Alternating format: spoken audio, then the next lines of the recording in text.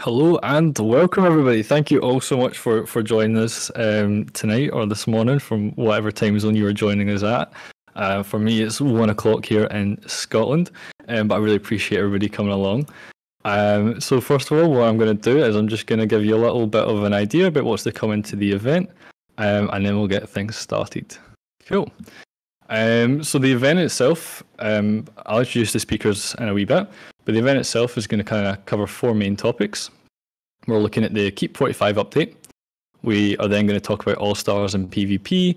We're going to talk about the recent alt account bans, and we're going to talk about the mechanics. And so throughout this event, we will be having questionnaires with some gift card giveaways to one random person that answers the questionnaires. Basically, this is part of my university dissertation research kind of thing. I must say, by the way, nice to meet you all. My name is Chaz or Charlie. Feel free to call me whatever you want, as long as it's not too offensive. But yeah, so this is kind of, I really appreciate if you guys can fill out the questionnaires in between kind of topics and things like that. Like I said, I'm doing this part of my kind of university dissertation.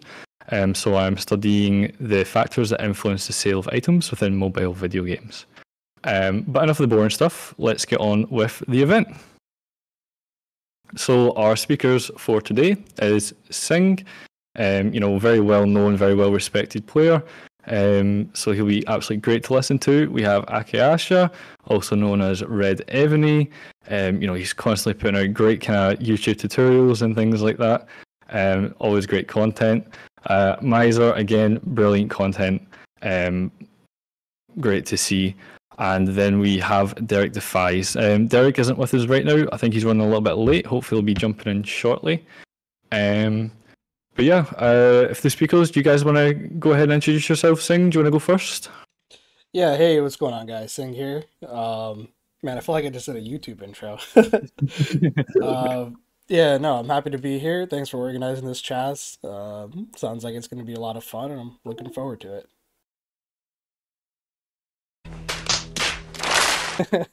Sorry about that. Briefly disconnected there. Got my internet got spiked. Sorry, I don't know if I missed much there. Akim's been saying hello. I think we're back now. Let me just share the screen. Yep, you're Sorry back. about that, everyone. No, you're good, dude. I think my Discord's kind of crashing everything at the minute. But yeah, Aka, you're like to say hello, and I think you're on mute right now. Just introduce yourself. Okay. Hi everyone. I'm Akayasha. You can call me Aka. Um, I don't know if you know, but I do YouTube stuff for Evony. Videos, stuff, random chats, things like that. So thank you everyone for being here. Thank you, Chaz, for organizing this, and thank you, fellow speakers for joining in as well. I hope we have a good one. Yeah, cool. Thank you. Should be a good event. Fingers crossed. Miser, do you want to go on up? Sure. Miser here. I've been around for probably longer than most people out there, and I don't know why I still am, but I'm here. So happy to see you all, and hopefully we'll have some good discussions. Yeah, definitely. I think you can sum up the mood of Evony right there. It's a bit of a love-hate relationship at the minute. But yeah, anyway, so let's get into it. So the first kind of thing that we are going to be looking at is the Keep 45 update. So guys, what are your kind of general thoughts on the Keep 45 update? Good thing, bad thing? How do you think this is going to affect the kind of, the levels between the free-to-play players and those that are coining? What do you think about this in terms of how much of a positive is it for the game? Is it a positive, or do you think it's kind of, really separating the boundary between those free-to-play and those that are coining? I'll go first here. First off, Miser, man, I remember watching your stuff when I was learning the game. You were a lot of help, so you have been around here a minute, dude. Yeah, right. Miser is the original OG. He's the OG, bro. He's the original gangster here. I think K45 definitely exacerbates the gap between free to play and pay to win. I think it's targeted highly towards the people who are getting bored or are getting bored at K40. Some people have been K40 for a year plus, and they have nothing really to go for afterwards. So part of the charm of the game, I think, is having building goals. So, from most people's perspective, I'd say 90%, 95%, it's really just the finish line has been pushed so much further. But at the same time, I don't know. I don't often like to advocate for Evony, but I'm just speaking about my honest opinion. Like, I really think it's kind of cool to have goals again, like building goals, unlocking another military academy level, being able to finally use those scrolls, and seeing my teammates kind of push up higher and higher in level. It's a cool thing for me personally. But I can see how it's disheartening for a lot of people. One thing I think that is not so bad is that everyone's kind of in the same boat. Every alliance is sort of in the same boat, so everyone's upset about it, and everyone has the struggle, of trying to like climb up the next levels now, go to K41. Um, yeah, so I mean, it was cool how they had new buffs come in, but then also new debuffs, and I don't know, it's still settling. I feel like K45 is still settling. Like, I don't know what you guys think, but that's my thoughts. Okay, I'll go Okay. next. I don't go. Okay, You go. mine's wrong. Okay, I'll go then. Yeah, go on, Miser. Yeah. I'm on the other side of the spectrum, right? Because you know that I don't spend. Yeah. There's a reason that I'm called the miser, right? I mean, I have spent on the game, but compared to most people in this game, I spend very little. My main argument and my main issue with the game since Keep 40 has not been that you shouldn't set the goalposts further. I think that's an absolute important thing to do in a game. The game has to continue. You have to feel some kind of progression. But when you lock it behind gates, behind pay gates, and you just cut off all the players, it just increases the gap between low spenders and high spenders. So my argument since Keep 35, Keep 40 has been that when you do that, you need to open up the gates that you've set behind, make Keep 40, Keep 35 more accessible, so that the lower end can actually move up as well, while your higher end have more to achieve. That's a great point. Yeah, I think that's very good. I'm kind of somewhere in the middle between both I think where both of you are, in the sense that I agree that it's good to have goals and things for people to strive for and achieve. I personally think that the K45 update was way too soon. We're looking at the higher end. We're probably looking at the higher. Okay, let me be generous and say 5% of players. The majority of the player base nowhere near K40. Speaking for myself, I'm moving to 38. I'm not even close to 40. I'm not close to T15s or anything like that. And a lot of the player base are in the same situation. So now that it's been moved, it just, it has this feeling of, trying to make a full court free throw. It's almost impossible. So, some people push on gradually, while others are, as we can see, people have been calling it quits. So the K45 update for me has some good parts in the sense that, it gives people more to achieve. I think that it was too soon, and maybe they could have given people that sense of achievement in different ways. Make the game more competitive, make it so that people have more to fight for and more enjoyment when they're fighting, instead of just, keep level, new buildings, things like that. That's me. Yeah, no, I totally get that. Just to interrupt the topic a wee second, Derek the Fies has joined us, so I'm just going to ask Derek if you don't mind saying hello, giving yourself a quick introduction, and then we'll get right back into the Keep 45 kind of chat, if that's all right with you, Derek. Hear me? Yeah, we can hear you, man. Okay, great. Yeah. So, hey guys. I don't know if Hi, Derek. What's going on, man? But yeah, I'm just a guy that cares about the mechanics of Evony. I'm not a competitive player like a lot of other people in here. My whole goal has always been to try to figure out how the game works, since they don't give us any information. And you can find my YouTube at Derek Defies. Yeah, cool, great. Well, thank you very much for joining us today, Derek. Really appreciate it. I mean, you're a master of the mechanics, so it's going to be great to hear your kind of thoughts on the mechanics when we got into that topic in a bit more detail. But yeah, just going back onto the Keep 45 there. I mean, for me, I've been playing Evony the King's Return for like the last 5 or so years, maybe 6 years. I'm not quite sure. I've kind of lost track at this point. I've played across a few servers and things like that. And as somebody who's been a free-to-play player, I'm now kind of low coining. Yeah, I think it's good to kind of keep on adding things to the game because I appreciate, the key 40s will get bored and things like that. But personally, I don't think keep 45 is the right direction. They keep on adding on these different keep levels and things like that, and the game just kind of gets harder and harder. And it's quite nice when you feel that kind of achievement. When you get to the higher keep levels. But often, free-to-play players or the kind of low-spending players, they just can't keep up with it. So if you reach that kind of top level, if you do manage to do it as a low coiner, as a free-to-play player, then it's really not long around the corner until the keep level gets raised again. This seems to kind of be a bit of a pattern for Evony. We had I think originally it was keep 25, right? Miser, you probably know this a little bit better than me. Then keep 27, then 30, then 35, 40, and now 45.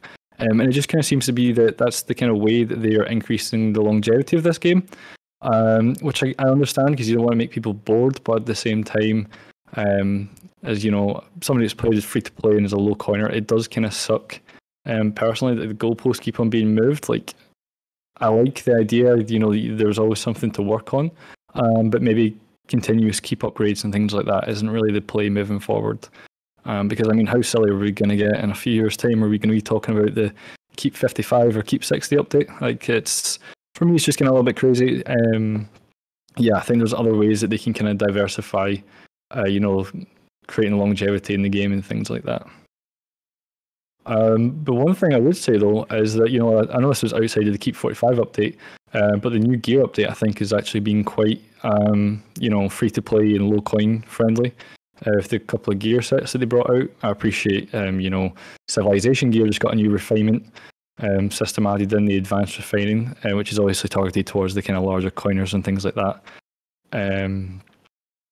But yeah, no, I do think that there's a bit of a balance there. There is some kind of things that are possible for the low coiners and free-to-play players, which is great to see.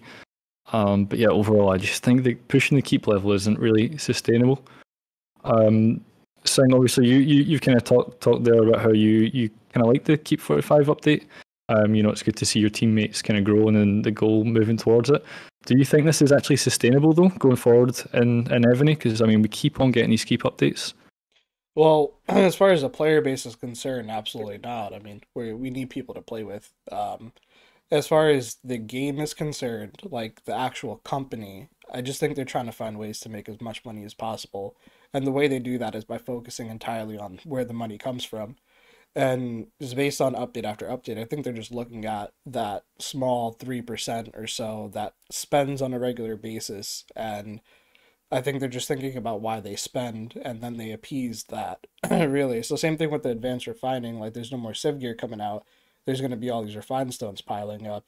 They need a way for them to be incentivized to coin for refined stones or make their sink in the game for refined stones. So the game is doing this to maximize their profits. Whether it's a good gaming practice, ethical, or good for the community and the longevity of the game, absolutely not. I think from their perspective, they're just trying to milk this as much as they possibly can before anything bad happens to the game. And yeah, I don't know. After hearing Miser and Aka talk a little bit more about it, I really like thinking from the perspective of someone that maybe doesn't spend as much on the game or just doesn't spend at all. I could see that being like quite demoralizing. So, especially if you really love the game, Yeah. Yeah, no, I totally agree. It's for me, it's been pretty demoralizing and things like that. Do you think can we pick up any pros from the Key 45 update, Miser and Aka? Is there anything that you see positive about this update coming in, or is it all kind of a little bit doom and gloom, love-hate relationship with Evony type of stuff? Give me a couple hours to think on it, and I'm sure I'll come up with something. I mean, it's not they all have, bad. They have nice art. Like, I'll give them that. They're artists. They're digital artists. They're phenomenal. Like the buildings and stuff looks great. Yeah, so that's about it. The graphic.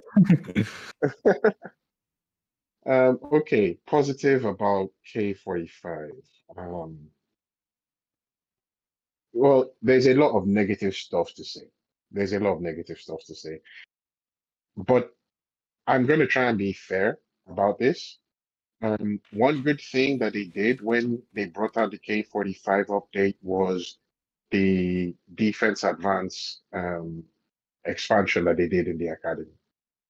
For me, I think that was a very good thing because it allowed people access to that defense, defensive boosts to their stats, doing the research and things like that. I think that was very helpful in the way they did it. Do I think it was enough? No, I don't. But it was a good thing that they did. Yeah, I think that's pretty much about it. The K45 update, there's yeah, I mean if you're looking at it, I don't really see, when you look at it overall, how that it can be net positive. And going to one of the points that Singh raised is that for low coiners, low spenders, free to play players, K45 is impossible. I'm going to be very honest now. It's impossible. Right now, the way the game is, with the level of resource intake that we have, speed ups and things like that, it's impossible for a low coiner or a free to play player to achieve K45. That's my view. I don't know what you guys think. Yeah, especially with the alt bans and everything, it just makes it that much harder. Yeah. Yeah, no, I mean, I totally agree with you there. Anything else to add on to the Keep 45 discussion? Anybody want to talk some more on that, or will we get moving on onto the next lot? Well, I just wanted to mention with the Keep 45 update and with the extra updates with the research that we do, they basically expanded how much percentage buffs that you can get with your keeps. And in a way, this kind of dilutes the flat buffs that people have been using for these tier 1 traps. And because, percent buffs are going to be applied to higher tier troops, and having more percent buffs make it so that higher tier troops are just stronger. So I think it is another way to answer a problem that a lot of people were having with the tier 1 traps, is to introduce all these new buffs. In order to do that, a lot of what they did is introduce 5 more levels, so people can obtain these buffs in a way. I would say the biggest problem for new players coming in isn't necessarily going to be to achieving the 45. It's a lot of the new stuff that they continuously add into the game. Imagine when you came into this game, you didn't have this garden that you had to put together. You didn't have all these extra buildings that you didn't know what they did. Someone just coming into the game is going to be much more confused. Such a good It's point. going to be overloaded with different things. Oh, Yeah, hey, I agree. Yeah. I have to tickle this little girl that's in my keep. Right? That wasn't there when I joined. Yeah. Now half of Evony has foot fetishes. So, like, Yeah, I literally just got asked in chat for a foot picture, so I can back that one up. So this is going to be the challenge for new players coming in. But again, this was another answer to to those tier 1 defenses that people had, because I haven't seen any introduction to any more flat buffs. So that was my take on it. Yeah, I think that's a very good point that you raised there, Derek. Yeah, it makes me wonder if the new meta is going to be just tanking with top tiers instead of relying on those bottom tiers. But then it's just back to old Evony, where it's just whoever spends more will end up doing better. That was the one like saving grace for, I think, in the K40 days. You could build a proper cav trap or ground trap, and you would still be able to survive for quite some time and get some positive defenses. And I think the game feels better when you're destroying coiners. Like I think it's a good feeling people get. So I don't know if that's going to be going away with these 8K or 8 million March sizes, like 3,500 4K buffs versus the flat keeps that haven't had too much spent on them. I think it's still there. It's just much, much harder. Because what I've seen some people doing now is that, okay, previously for the T1 traps, you were looking at, let's say, 100, 150 million. Mm-hmm. Now, what I've seen some people doing is pushing to 250, 300 million. And I've also seen people now moving into T2. Yeah. So you don't just have T1, you have T2. So it's, for for the people trying to do the flat defense, they're going in that direction, but it's an endless thing. There was a point with K40 where we would be facing behemoth keeps with extremely thick layers, like 70 build power with 200 mil cavaliers all the way down, and we would have a really hard time getting through that. Not just T1, but all the way up. And we've sort of modeled some of our builds after that experience. And I don't know, I'm curious to see how it'll perform now. I have noticed so far that, at least in RSP rallies where we do have some K42s, 41s, and some people with close to 3K buffs and quite high range attack, that offense is getting insane. Like we did like a 26 bill cav rally the other day. And I mean, I was 16 bill ground clear. Like, oh, that's kind of been happening, but Oh, it's getting a little bit. I don't know how these C1, no offense if anyone's I don't know how these C1 players keep going if they haven't been keeping up. It's a little bit heartbreaking to see people who've, spent years building a keep just get wiped out by recent coining. Yeah, and they're not bad players, they're not bad players. Yeah, I mean, yeah, thank you very much, everyone. I'm going to move it on there a little bit just so that we can kind of stay on time schedule. So the next kind of thing we're going to do is we're going to do a question round. So this is going to be for a giveaway. So if you're in the audience, I'm going to put a link into the Discord events channel. So it's in #events. And this is just a quick survey. So basically, like I said, I'm doing this as part of my university research dissertation thing. So it's a few quick fire questions. If you stick your Discord username in there, you'll be put in with the chance to win some gift cards from a giveaway. So there's going to be 4 of these kind of quick fire question rounds. It's just kind of, I can't remember exactly what's in the first lot, but it's to do with kind of payment and things like that, how often you coin, and all those kind of things. So we'll just take a quick 2-minute break whilst we get some people filling in on that. And then we'll move on, and then just before we start the next question round, I'll do the live spin of the wheel, and we'll get the winner announced. So we'll just take a wee quick 2-minute break just whilst people fill that in, please. And then we'll be talking about All-Stars and PvP, which I think is going to be very interesting off of the back of this Keep 45 update and things we're talking about there with the buffs and such.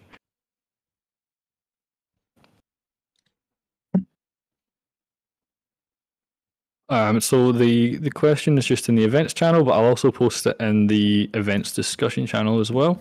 Any issues, just let me know.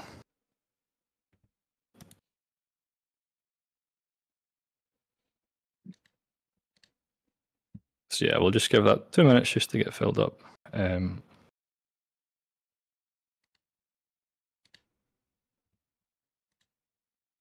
Yeah, thank you to everybody that's doing the questionnaire. It's an absolutely massive help for myself.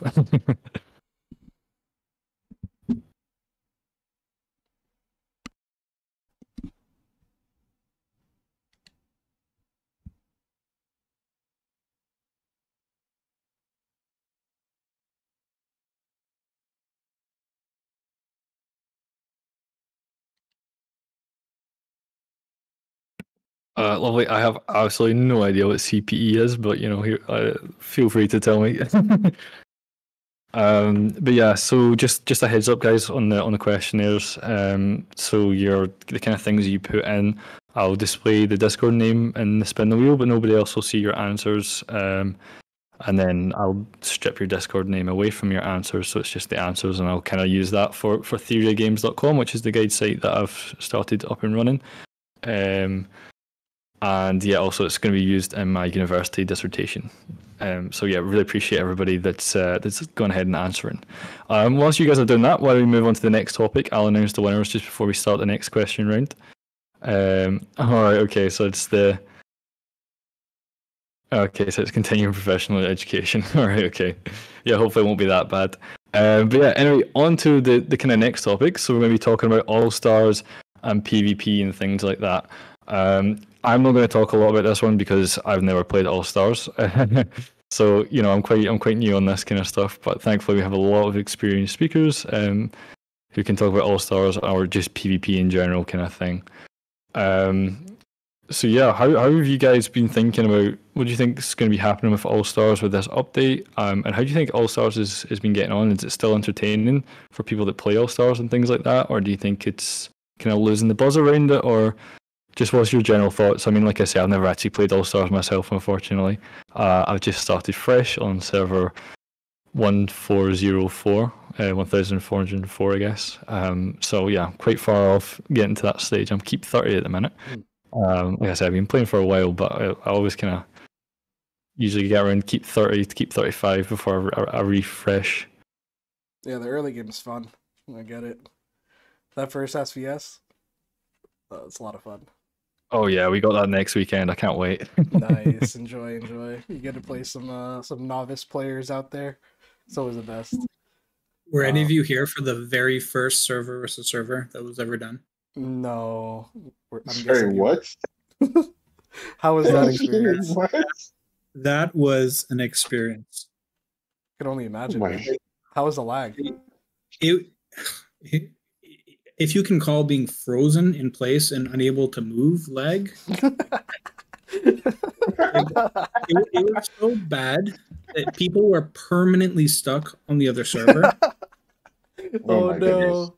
I don't know how much money they lost because it was just like a trend to just, get cash back from Google or from Apple because the game, it just didn't work. They advertised it for months, we're going to give you this great experience, the server versus server. You'll be able to compete because there was barely any PvP before that. I was like a year and a half into the game. And then they released this thing and it just doesn't work. People are stuck. People can't move. People are dead. It was so dumb. That's where those leveling packs that you get, every keep level, you get a pack with gems and stuff. That was their apology for server versus server. Oh, nice. Spend more money. That's why that exists in the game. That's hilarious. Jeez. I feel like SVS lost its charm a little bit after how expensive everything got to repair. And just the imbalance. K35 versus K34 versus K33. The 33 still has a chance, but I mean 8 mil march size versus 4 and something else. I think it's more the imbalance than anything else. The cost of healing you can kind of deal with, if you've been saving up your resources and source of life for a while. But it's the imbalance. The imbalance is crazy. Yeah. I mean, it's like you're a K36, you've been in battlefield, you're feeling good, you drop your bubble during SPS and you're one shot killed. It's like what the hell? So I think we're supposed to be talking about All Stars, I know, but on the SPS thing, the fear factor is big. The fear of just losing everything. I think that's a really big thing. It stops a lot of people from playing. It really does. I agree, but I think that also is what's so fun about SVS is that there's no other mode where your heart is just racing. You're on the other side. Especially if you're a small keep that can be zeroed in one hit, your heart is racing the entire time you're on the enemy server, and I think that is more of the exciting part of it. Is you can still I mean, we see small players get in the top 5 all the time. You know, it's a lot of skill, and it's a rite of passage. You know, if you're a small player and you're in the top 5 compared to these other players that spend a lot of money and have a lot of power, it's kind of, you know, a badge of honor to wear. Oh yeah, definitely, definitely. Yeah. I think, you know, if you're a small player, that's really the time when you should get into SVS because you can do so much stuff. You can roast, you can do traps, you can do many things. Once you get to the point where you can't ghost your troops anymore, then you're kind of screwed. That's when you really need to start working on your defenses and things like that. Because you can be hunting someone, you have a target, you're trying to hit this guy, and then from nowhere, boom, you get a hit zeroed. I mean, that's happened to me before. So, you know, it's a thing. Yeah, it's for me, server versus server, like the concept of it is fantastic. I think competing against other servers is just such a great component of the game. I just don't like how they implement it. I think that one, the rewards just they're not sufficient enough for most people to want to risk it all unless they need wings. That's a very right? good point. Very, very good It's point. not good enough. And one thing that's really surprising to me too is almost every other game of a similar nature to Evony, like every other game that I've played, they have alternating ones where they have a server versus server. That's the real thing. You lose your stuff, it's gone. And then they have one that is like it's like a bi-weekly alternate version of it where no matter what happens, free for all, it's all healed, just like Battlefield at the end of the weekend. Everything's back. And that allows people that are not coiners to actually participate and have that world PvP experience. Because otherwise, you just got people in a bubble waiting for their bubble to one day drop and be out of the game. They don't get a PvP experience. Yeah, that's quite an interesting point that you just brought up. I really quite like that idea about the kind of alternating SVSs, where like, you know, one that's kind of for real and you can lose troops and things like that as you normally would, and then one that's a little bit more kind of free to play friendly. Yeah, I think that's a really interesting idea actually. But yeah, so what's your guys' kind of thoughts? Moving a little bit towards kind of all stars and things like that. So All Stars historically has been like the reason I pretty much played. Like I had a lot of drive towards doing, you know, having a good experience doing well in All Stars. I mean, up until the last All Stars, still like I really don't. For me personally, I didn't think that's faded as faded as much. I do see that cheating is not there anymore, which is nice to see, or at least it's not visible.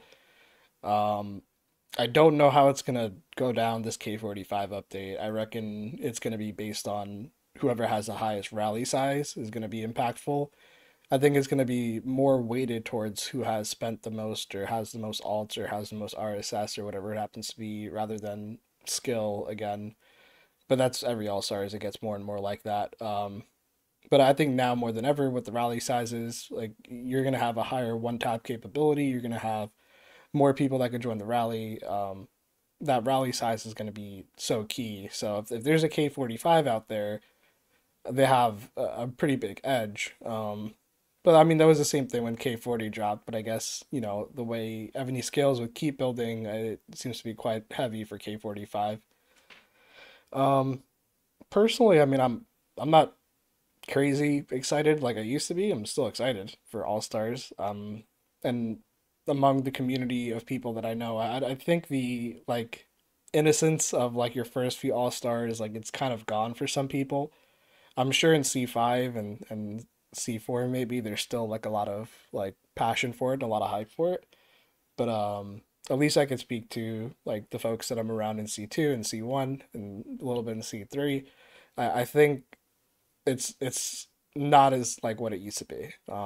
Like the hype for it is not as what it used to be. I think Challenge is probably a little bit more hype than All Stars now.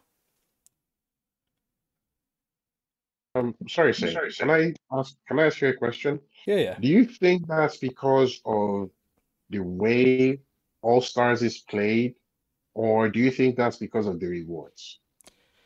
I think people stop caring after the first round because of the rewards, but I think as general dissatisfaction with the game is the reason that people have slowly lost interest generally, or their interest has declined a bit generally.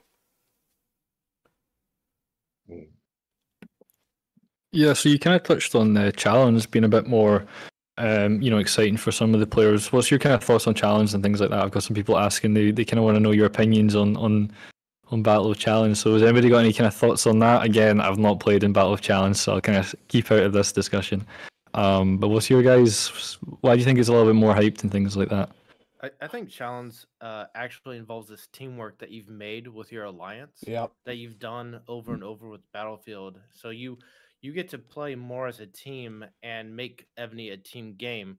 Whereas sometimes when you're playing with strangers you never played before, it's it's a hit and miss. Did they join your Discord? Are they able to communicate? Somebody's starting a rally, but can you actually communicate that and involve the teamwork? Because we talk about buffs and how much people spend in the game, but good teamwork can outplay that. And my alliance is always in challenge, but there's usually a very low power, and it's just exciting to see us topple over players, like over alliances that have so much more power than us, because it's just it gives us that uh feeling of like, okay, we were able to conquer these players that are bigger than us, and it's just pure skill at that point. So I think challenge allow the fact that it allows you to play with people that you are familiar with. I think that's a big deal about it.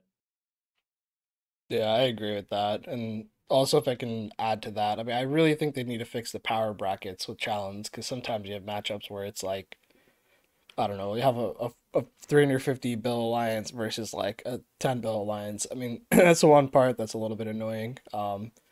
I call it whack-a-mole because it's literally most of the time just everyone's soloing just because of the way, at least for us, I mean, RSP is an oddity for C2.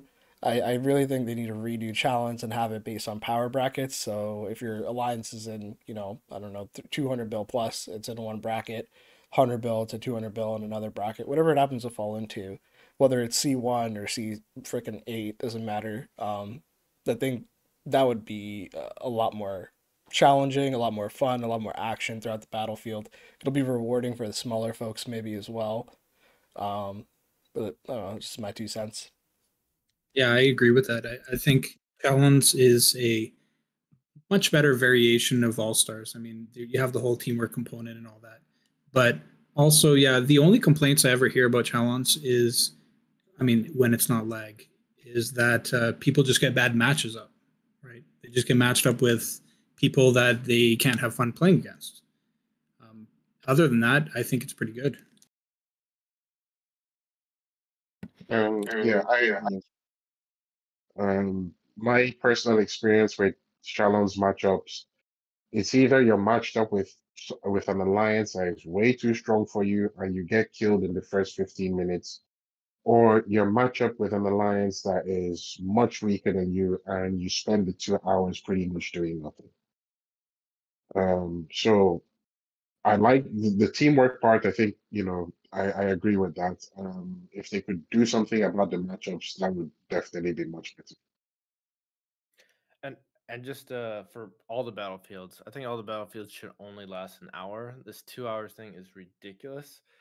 I mean, maybe for challenge you could do 2 hours because you have more players in it, but man, 2 hours for a bog or bach is just so ridiculous. It's I reckon they exalted. allow 25 people into the battlefield as well, and in an hour time too. Yeah, it'd be a lot more action packed.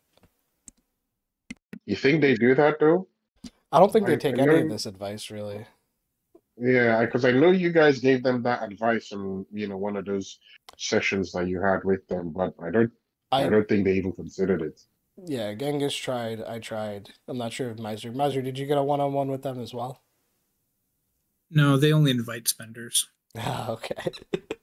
So so then clearly I got the invite. Um, I had to fish for it. Actually, I'm wondering right now if anyone has the invite. If you do add me, because I think they're doing it again. I just don't have the link to sign up.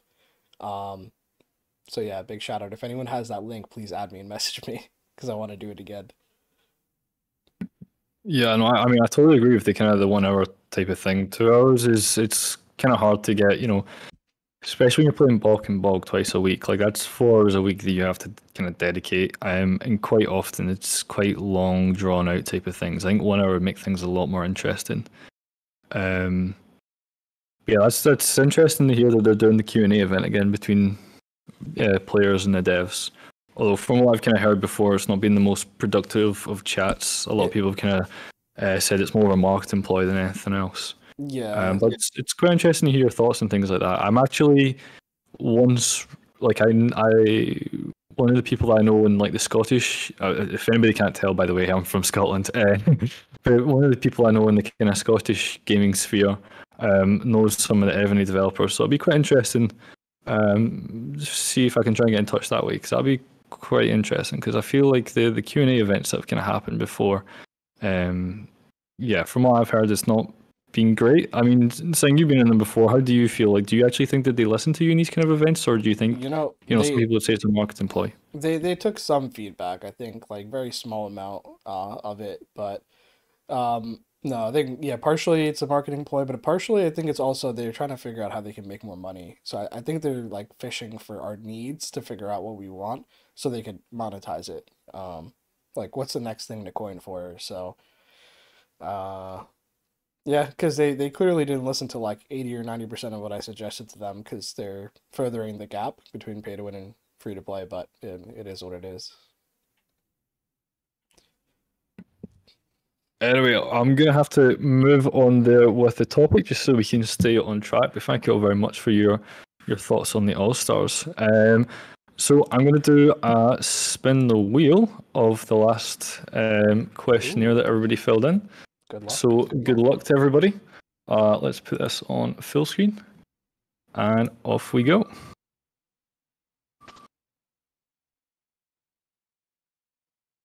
Oh. And Sheriff, congratulations. Cool. So I will get in touch with you after the event and we'll arrange your gift card. So it's of £25, $25 or equivalent kind of value. But yeah, congratulations to our first winner. Nice one. Nice. So what I'm going to do now is, let's back out this. I'm going to throw up the next question. I'm going to put that in chat. So question round 2. So I'll put that in chat now. I'll put it in the events chat and the events discussion chat. But yeah, congratulations to our winner. So this is questionnaire number 2 now going in. I've just put it into events and events discussion. Good luck, everybody. Again, I really appreciate you guys filling it in. It's a massive help to me in what I'm trying to do with my my dissertation. Yeah, so I'll just give everybody a couple of minutes just to get on that and fill that in, and then we'll get moving on to the next topic, which is going to be talking about the alt account bans. I know it's kind of been briefly touched on already, but I'd like to go in a little bit deeper kind of detail and get your thoughts and things like that. Payment methods question needs a multi-select. That is a very good point. Because RSP players max out their credit cards and have to use crypto. That is a great point. Let me go see if I can quickly make that an edit. What? That's quite funny. Yeah, sorry, I should have set that up to be a multi-select. That's my bad. Sorry, guys. This is my first time kind of running such an event like this, so it's going to be a bit of a learning curve for myself, as you guys can probably tell in the audience. So apologies for that. Let me see if I can edit it. If not, if you guys wouldn't mind sticking it. Seeing what country do you reside? If you guys wouldn't mind sticking it in that'd be absolutely brilliant. But I'll try and get that changed. Well, I'm from the States. Did you ask me that? I wasn't sure who that was for. I didn't know, but yeah, no, thank you.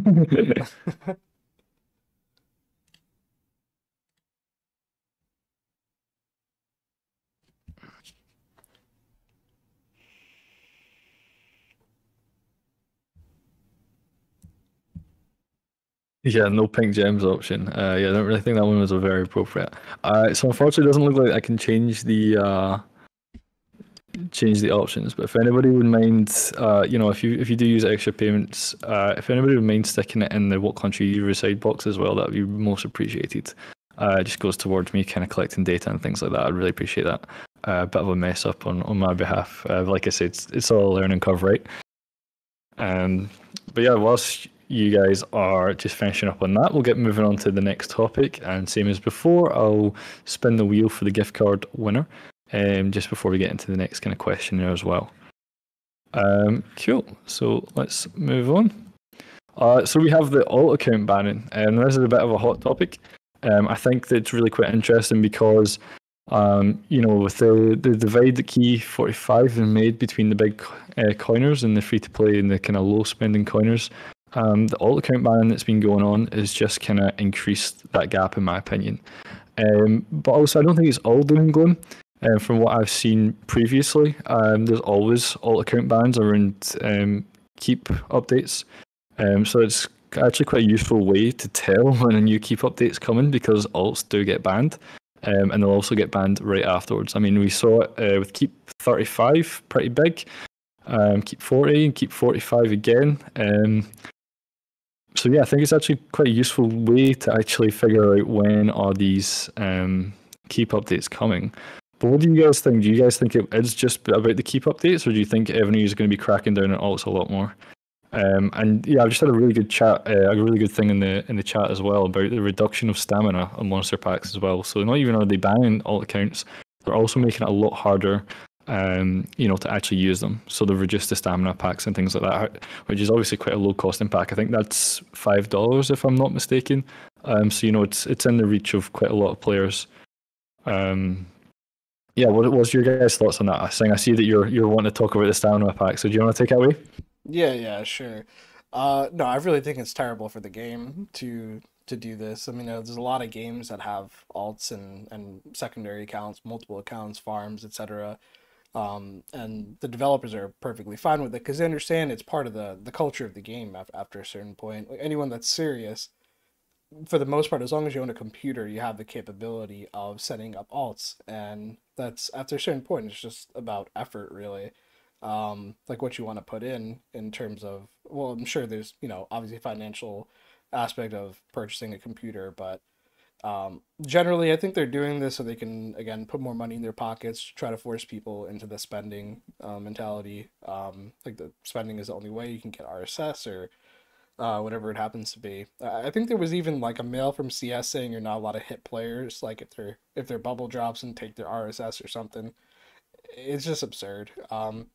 That was probably the worst thing they've done is go so hard on these alts, because if there is anything that free to play benefits from, it's this. And likewise with the stamina pack adjustment, I'll call it.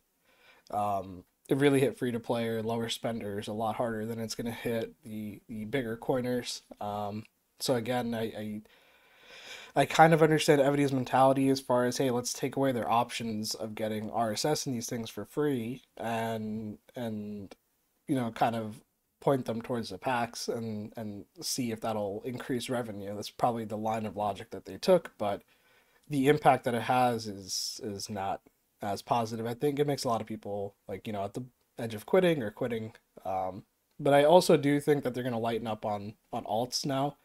Like you mentioned, like every keep update they do a mass banning. I've been through 2 of them now. And yeah, this is the worst it's been, I think. Like, I don't think it's ever been worse than this. I'm not sure, maybe Miser knows, but yeah, they should, and I would predict that they're gonna calm down with this.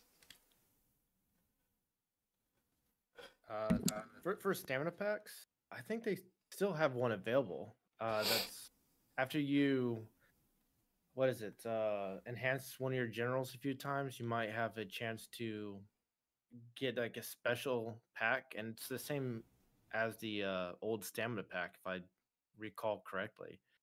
But I think the whole point was they think that people don't enhance the alt generals, and therefore the alt generals, the alt keeps don't get access to the stamina pack. But there's still one available. As for banning alts, I don't know if I should mention this, but I have many ults. I continuously run at least 10 of them, and none of them got banned. But that's because I don't farm my ults like a lot of people do. I actually use them as 10 extra players. So anytime I need a rally, I have 10 extra players joining, which is a completely different way to use ults. But that's what I've been doing instead of farming them. So if Evony continues on this path to ban ults that you farm, that you burn, that you just get for resources, you could still use them as an extra, reinforcement or something like that in a SVS or even a battlefield scenario if not all your players joined. Yeah, I mean that's quite an interesting kind of thought on different ways to kind of use alts and things like that. It's funny that you're talking about having your 10 accounts and things like that. I mean, personally, I've got quite a few accounts. I'm currently sat next to a dual Xeon computer 56 core, so I think we can all try and figure out how many alts that is. It can push upwards of 60, 70. So yeah, I'm quite experienced in the alt department and things like that. I actually only had one warning out of all my accounts. I think I was quite fortunate. I've heard some players got quite a few accounts banned and things like that. I think as well, it's just like once accounts start to get banned, you need to be a little bit kind of careful. Like, again, it's around about these keep updates. People start getting banned. So yeah, after keep update, don't hit your ult and things like that, because that's historically when people have been getting hit quite hard by the devs. And we saw that again with the keep 45. Just an interesting point there that people were talking about in the chat. They were saying that the kind of stamina packs, when you upgrade your general whatever to the level 3 stars, I think people were saying. Apparently it's once a month that you can unlock that pack. Yeah, that's the pack I mentioned. Oh yeah. So that's quite interesting. I actually didn't know that, so that's some new things for me to do. But yeah, still sucks off of the kind of the original pack. But yeah, do you guys think that you will still run ults? You guys are still okay with running ults and things like that, despite the recent bans? I mean, personally, I know that I'm still going to be using ults and things like that. I think you just need to be a little bit smart about it. If there's any whiff of a keep 45 update, then stop hitting your farms, a keep update in general, stop hitting your farms. And after a keep update, don't hit your farms again, because that's kind of when they all kind of come around. Somebody else going for sure. Yeah, I don't plan on stopping personally. Just like you said, farm smart. Yeah, 100%. I mean, I think that's the way to do it. I think if you're not running with alts, then you have to be spending some serious amount of cash. I think alts are kind of the ways that most people are playing nowadays, for sure. Can I jump in real quick? Just want to go for it, man. Yeah.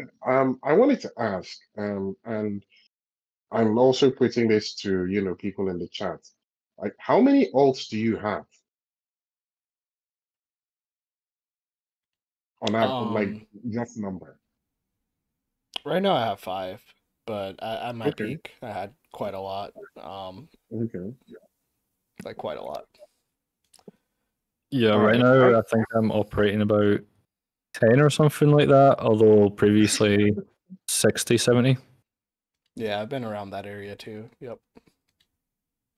All right. The reason I ask is because I have one. I have one alt. And most people in my alliance have between 1 or 2. I don't think anybody has. I think the most anyone has is 3 alts. And none of us got affected by it. Like, literally, no one in my alliance. I remember this because the day that I saw people posting on YouTube that there's an alt ban, people in my alliance were reading their alts. The day the ban dropped, the day after. So for me, I saw that and I was like, okay, what's going on? And I hit my alt. I was waiting. I was thinking, okay, am I going to get warning? Nothing. No one in my alliance got touched by it. And in fact, most of the people on my server, no one got anything on alts, that to my knowledge. So I'm wondering whether it's a thing where I don't want to make it sound too sinister, but maybe there's some level of targeting being done. Maybe they're targeting people that they know have a high number of alts, or maybe they know that there are people that are within a certain pay bracket, so that if they take away the alts, they know that these people would likely spend. Interesting. I'm just pretty, because it was a weird thing to me. I don't know if you guys experienced anything about it, but we literally had no issue with alts throughout this whole banning saga. My interpretation was it had more to do with how much you plunder from a source. So if your alts aren't producing a lot and you're not plundering a lot, then it just won't be targeted. But if they're really high value ones that are getting billions and billions and you're plundering them consistently within a certain period of time, then you get targeted. Okay, that's interesting. I think they're also trying to target, the players that are trying to sell resources, where you'll have somebody that shows up with an entire alliance of bots and just pluck a bunch of resources and sell it to whichever player that's buying it. They might also be targeting that entire business, since they're basically taking money out of Evony's pocket. Yeah, that's true. I got quite a few of those, in-game mails saying, "Oh, hit me up if you want resources. I'm selling." Those kind of mails. I don't know if you guys have gotten any of those before. Well, everyone in the discussion saying that they didn't see the RSS sellers get hit, so maybe, I don't know, maybe Evony's just bad at targeting them too. Well, because they'd be plundered by different targets, right? They wouldn't be targeted by the same person again and again. Well, that's quite an interesting point, actually, about how they get attacked by different people. I didn't really think about that, because I know I've heard a lot of resource sellers haven't been banned or anything like that. So that's a really interesting point.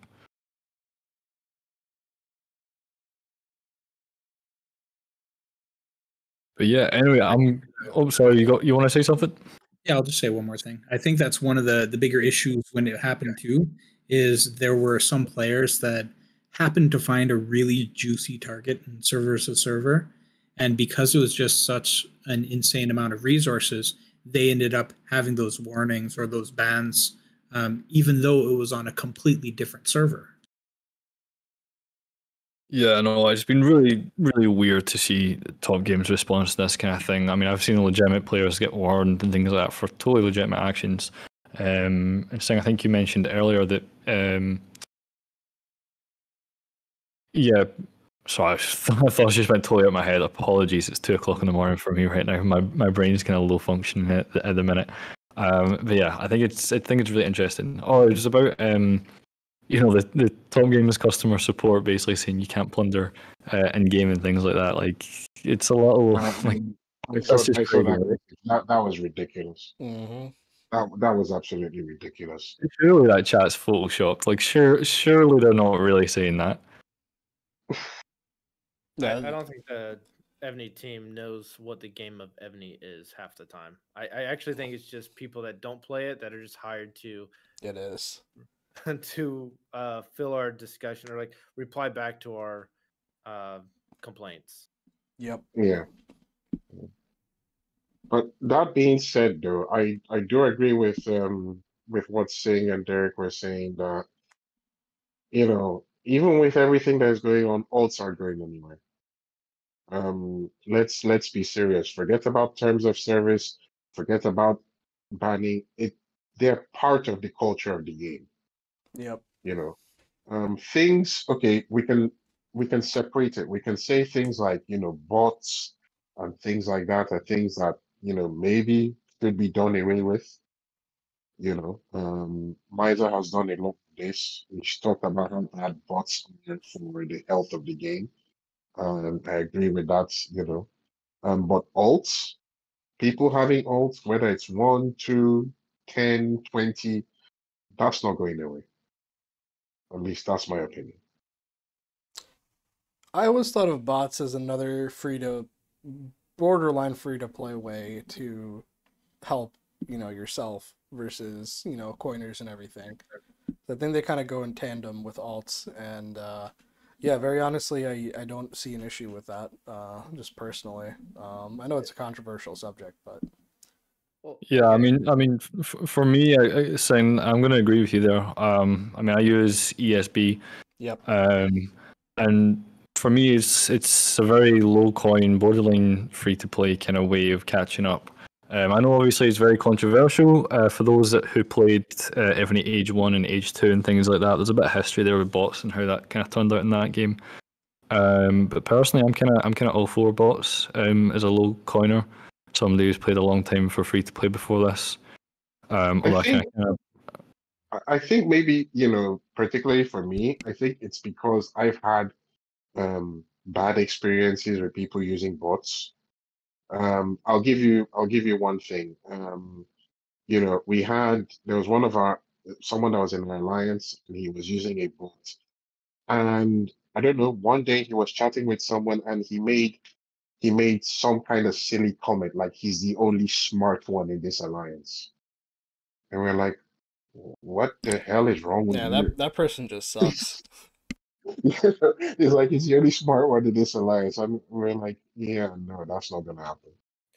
And then there was another experience I had where, someone who is a friend on the server was like, "Oh, can I put my farm in your account? I'm, moving stuff around. I don't know how to, places to put it and stuff like that." And they're like, "Yeah, sure." So we let his farm into the alliance. He's in another alliance, and his farm is running a bot. And we're like, "Dude, what's going on?" And he's like, "Yeah, what's wrong?" And they're like, we're not your farms. You're not just gonna put your farm here and be botting off our bosses and things like that without. So, that's my experience, with bots. I don't Yeah. know how you guys feel about it. So I think everybody who plays this game, even just somewhat seriously, should be botting, and that's because it takes so much time. Like Evany takes so much of your free time just to stay relevant. Yep. Think of like your entire alliance. Let's say you 100 players in your alliance. They all spawn Vikings, right? Are you are you gonna sit there all day after your work or while you're at work? Joining every Viking rally, right? Evany designed the game so that you have to continuously be playing it in order to stay relevant with everyone else, and it's the game design. That's why people are botting right now.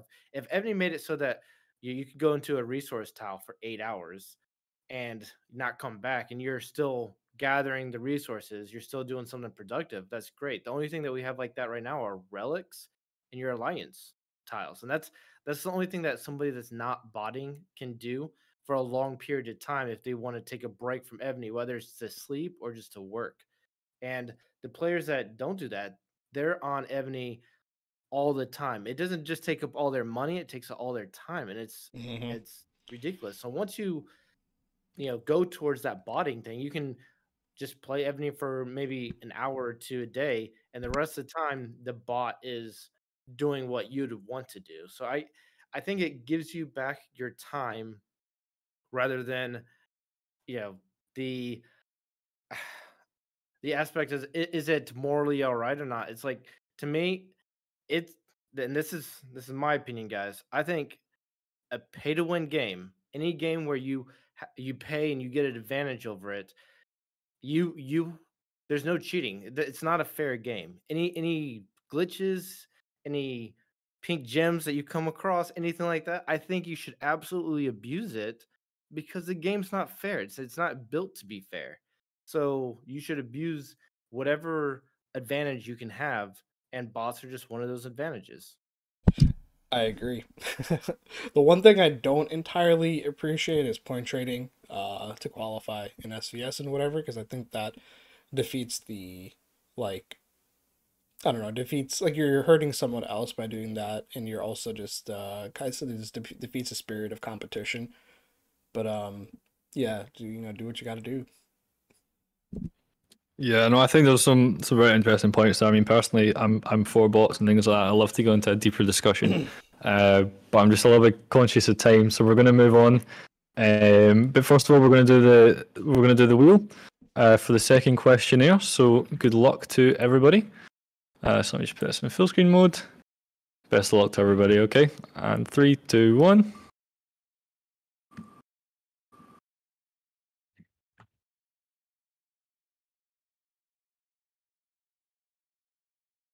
And congratulations, PG. Well done. Cool. I'll drop you a message after the event, and we'll get that arranged for you. Thank you to everybody that answered that questionnaire there. And I will put in the link to the next one. Don't worry, there's still a chance to win 2 more prizes. So I'll just put them into the Discord right now. Congratulations again, PG. So it's an events and it's an events discussion. So we'll just take a quick 1-minute breather. Or actually, do you want to continue the bot discussion whilst people are... Yeah, if you've seen recently like a lot of popular games, mobile games specifically, Chaz, this might be interesting for you based on like your topic or area of research, but idle games where you're kind of progressing in idle time when you're not really there presently playing, you're like collecting some resource or auto hitting some bosses.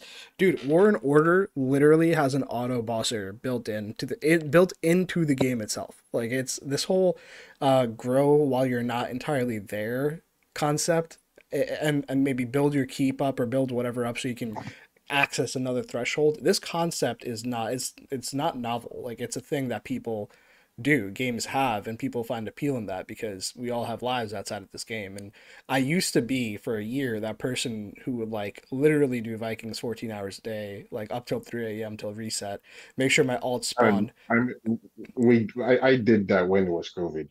So Yeah. I know how that is. Literally, yeah, during COVID, same, dude. And I remember being on the phone with GDC, like literally, hey, bro, make sure your Vikings spawn their last Vikings so we can, your alt spawn their last Vikings so we can get an extra wave in after 3 a.m. in the morning.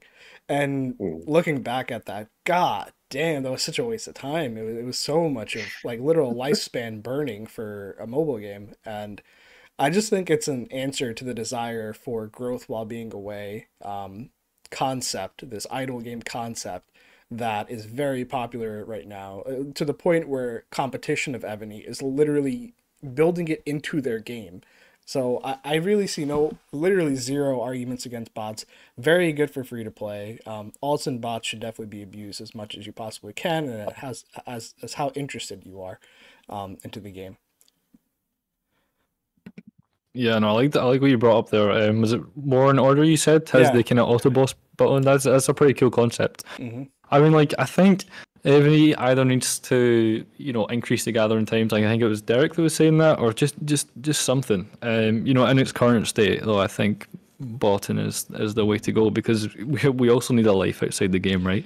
Like Evony is not the kind of game like Call of Duty, for example. You pick up for 10 minutes and that's all you do for 10 minutes. Yep. Evony for the long haul, right? Like a lot of players like myself, and I've been playing for 5 years. There's players that have been playing longer than me. You guys have all been playing for a very long time. And it's about that sustainability. And you don't want to sacrifice your entire life for Evony. So yeah, I think it's definitely. I think it's a bit by design, to be honest, because they design it so that you either have to spend a lot of time on the game or you have to spend a lot of money on the game. Yeah. You're right. So it is by design. I think so. Because the Autobot thing, that's a good idea. That's a brilliant idea. If it was built into the game, it would make things so much easier for everyone. But it's not by design.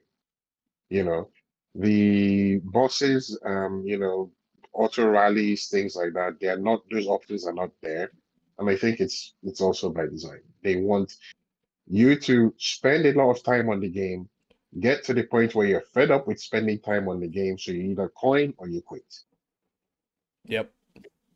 Yeah, and by that point, a lot of people have a lot of time invested and feel quite bad about quitting. Let me ask you guys this question. Instead of having to join a monster rally to get the resources, if Evony just implemented once a teammate kills a monster on your team, everybody on your alliance gets those resources. There's no you have to join in. Interesting. And that would cut out a lot of the botting, because that's what it is. It's joining I think rallies. in the same spirit as that, I think that's a good idea. That'd be interesting. In the same spirit of that, I think what if there was like some kind of like dungeon or something you could go to, like we'll call it like the Witch 4 dungeon or whatever, and like you, depending on however many marches are at that dungeon at the time, you get that many kills per hour. So if like myself and 10 other teammates go out, we get like 35 kills an hour just idle, like, and it'll last for 100 witches versus like what we're doing now, which is one witch at a time or whatever it happens to be. I don't know, that could be interesting. But then that would take out the very fun experience of scanning the map. Oh, it would eliminate that experience, most of it. Which, oh my goodness! If there's one thing I would love for them to get rid of is that scanning the map thing. What's funny, War and Order literally has a search function if you're VIP. I know. It's crazy. I know. I was blown away when that's why I love the game, dude. I mean, it's like scan the map for bosses, scan the map for tiles, anything. I don't know how you guys gather, but for me, I usually send my troops out at night, and it's so annoying when all I want to do is go to bed, and I need to spend like 30 minutes looking for like 11:15 or 11:16 time. Yep. It's so. Anyway, guys, I'm really sorry. We're gonna have to move on to the next topic. Just I'm a little bit conscious of time, but yeah, thank you all very much for your thoughts on the alt account and the bots and stuff like that. So the next one, the recording for this is just broken. That's always ideal. So the next one, we're gonna talk about mechanics. So it's gonna be really interesting because Derek has been putting out some crazy videos going into the mechanics and things like that. Yeah, Derek, this is your thing. Yeah, so I'm really interested to hear about this. So Derek, give us a quick overview. One thing that I'm really interested to know about is the changes to the siege, the later tier siege and things like that. How do you think that's going to affect the game, if at all? Do you think it really matters? Yeah. Okay, so first of all, let me just explain to everyone what got me into the mechanics was defense. I didn't know what defense did in Evony, and that bothered me so much because you'd look up online and you'd see defense adds to HP, or it reduces attack, or it does some kind of thing. And in a lot of other games, you have armor, and that does some kind of interaction with your HP. So I was obsessed with trying to figure out what defense did, and that's when I came out with this formula. Found out there's troop modifiers that the game doesn't express, and that got me, all into the mechanics. And it's a lot of reverse engineering, going through the just testing every individual troop and just figuring out what these equations are to get consistent results. Now, for a long time, I was having problems with speed and range, which what you're asking about is the extra 76 speed on the siege. And I can tell you, it doesn't do anything. And that's not the answer that people want to hear right now, but it's going to have such a small effect on what's happening in the game.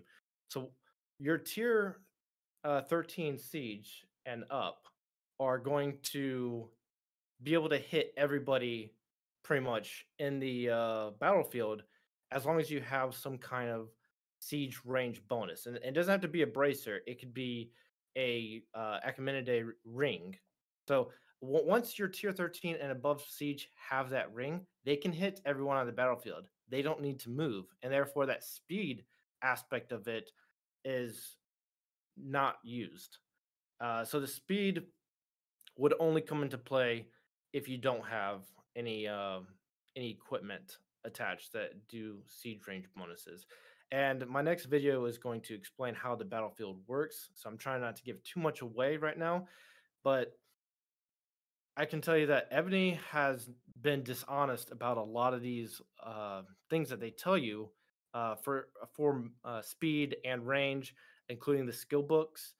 And I harp on it a lot that speed books, for example, for ground and mounted, I could never find anything that they did, at least related to speed and range.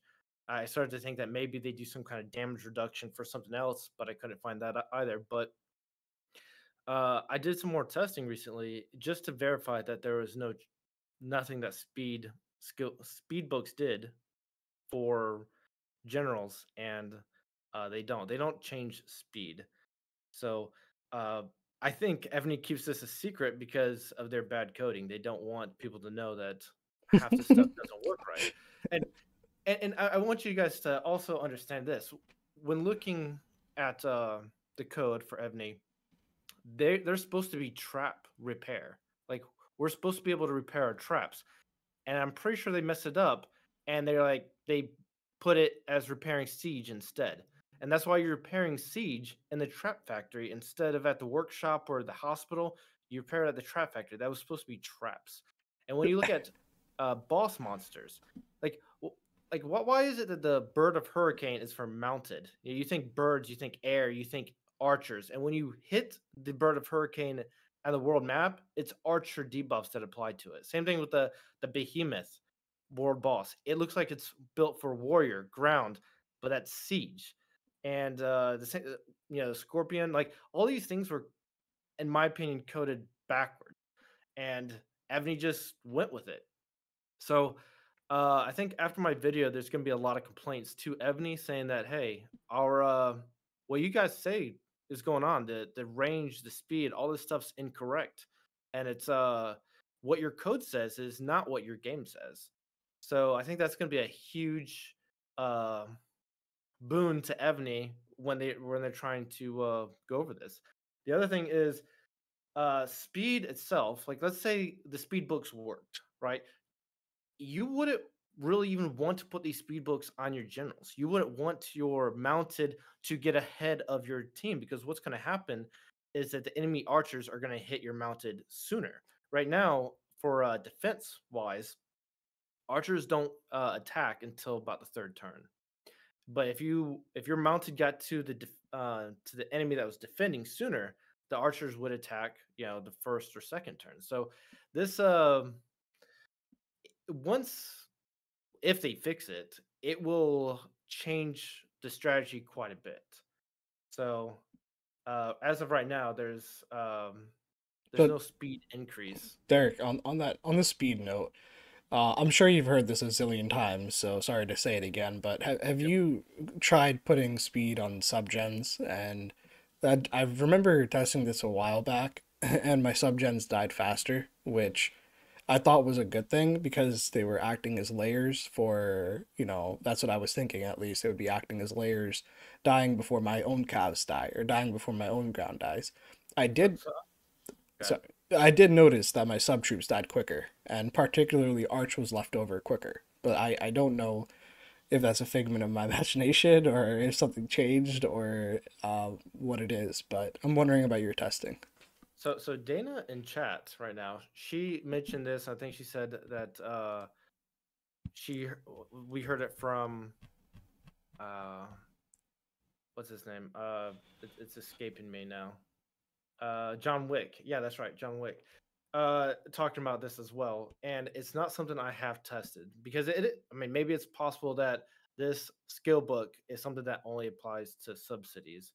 What I did, one of my tests to try to figure out if this works is I did a ground rally, because I have all these alts, and I put the same general on all of them, the same level, so they all have the same stats. I'm not worried about, is it going to be attack seeking? So I put a ground speed on one of these generals, and I attacked another keep that had just ground troops in it, just to see which target they would go for first, and it wasn't the one that had speed. So I tested that. I haven't tested the subsidies, and I have done a lot of testing on subsidies. That's something that I was trying to get to once I'm done with all the rest of the mechanics. But it is something interesting that I'll take a look into because, for a long time I couldn't figure out if speed did anything. But if it does work on subsidies, that'd be an interesting take. And it'd be interesting to see. And at the same time, I don't even know if it's a good thing because you want your debuff. So I really don't know if you even want your. I wouldn't know if I want my calves and ground to die unless they are actually taking turns away from the enemy. Then that'd be a good thing. But I think they do. I mean, I haven't. Again, my testing has not included subsidies because it adds. There's a lot. It's pretty complicated, man. yeah, there's a lot of complications, a lot of things that happen in a battle. And when somebody asks me, a lot of people ask me, what should I do? Like I'm getting bombarded with questions, and I can give you. I want to explain to people. I will tell you what the mechanics are. I'll tell you what I think is good, but I'm not the most experienced player here. I don't have the same experience of the other players in this chat. And strategies. There are so many different strategies out there. The tier one trap, the tier one defense. That's just one strategy that you can use. Mm-hmm.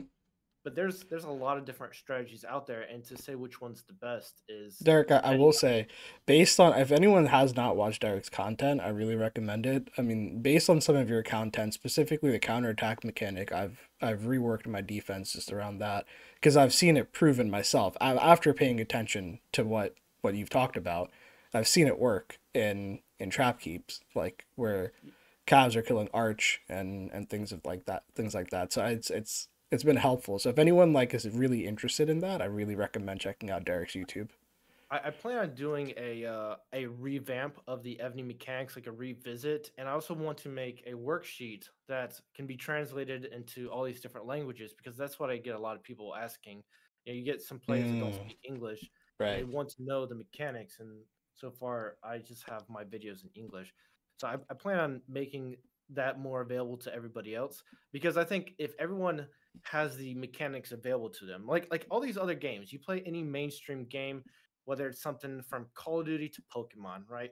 You can go online and you can see the exact formulas that they use. You can see what the exact stats are, and you can make a strategy based on that to overcome different challenges that you have in the game. And then it actually makes Evony more of a legitimate not game. that it is, but more skill based, more strategy based, which would make it, I think, a little bit more pleasant to play.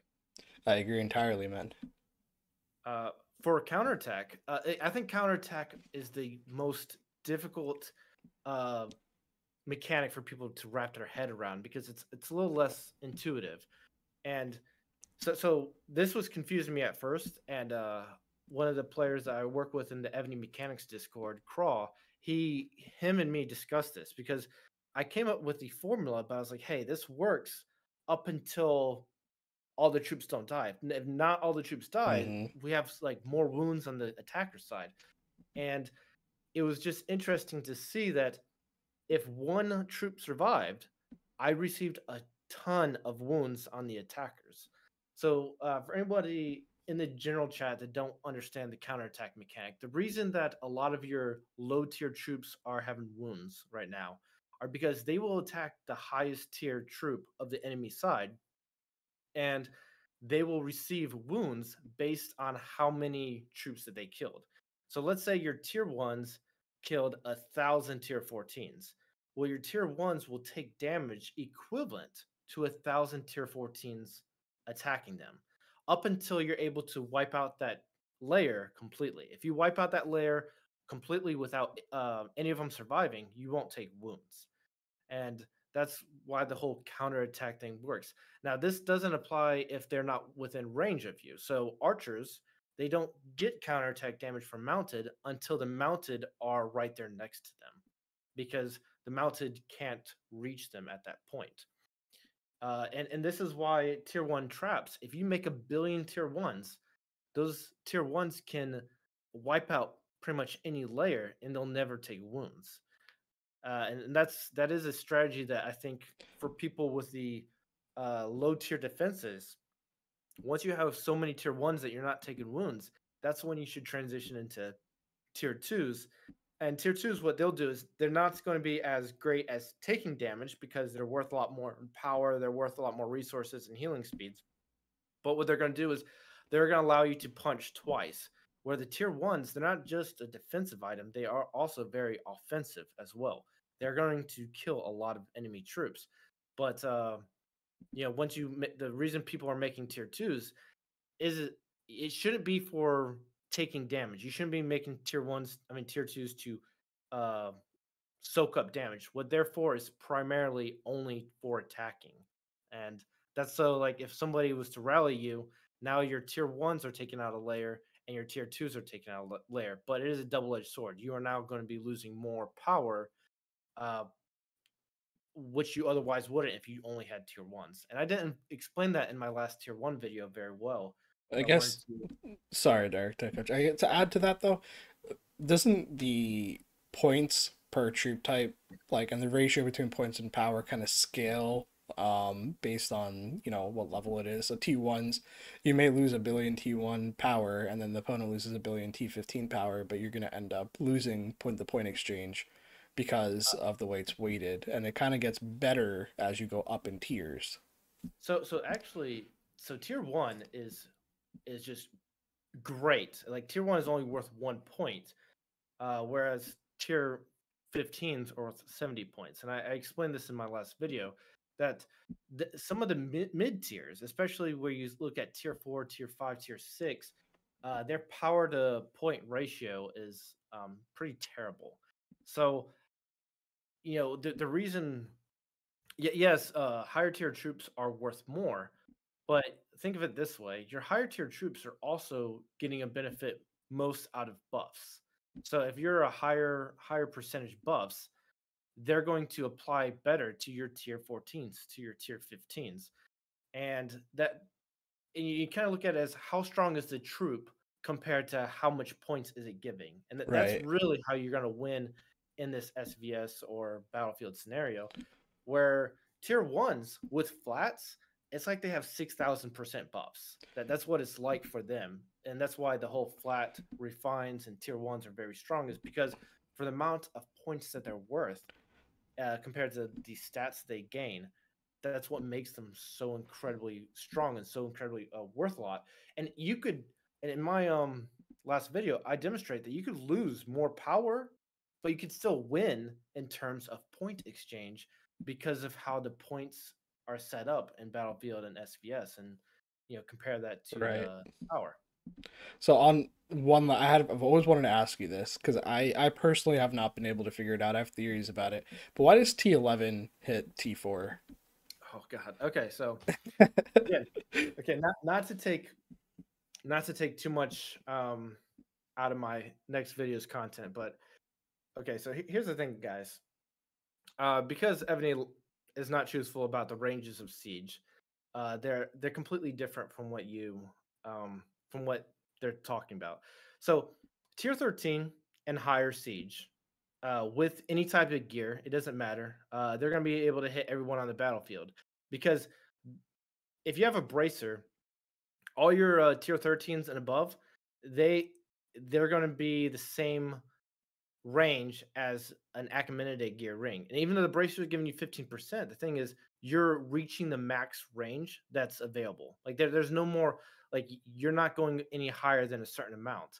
So it doesn't really matter for those. Bracers are only for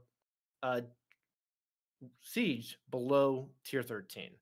Okay, and I think that's something that a lot of people don't understand. Is if you attack somebody with a bracer and they have an Achaemenid ring with 5%, let's say they don't even level it up, they're going to attack before you as the defender. So defenders go first in the game.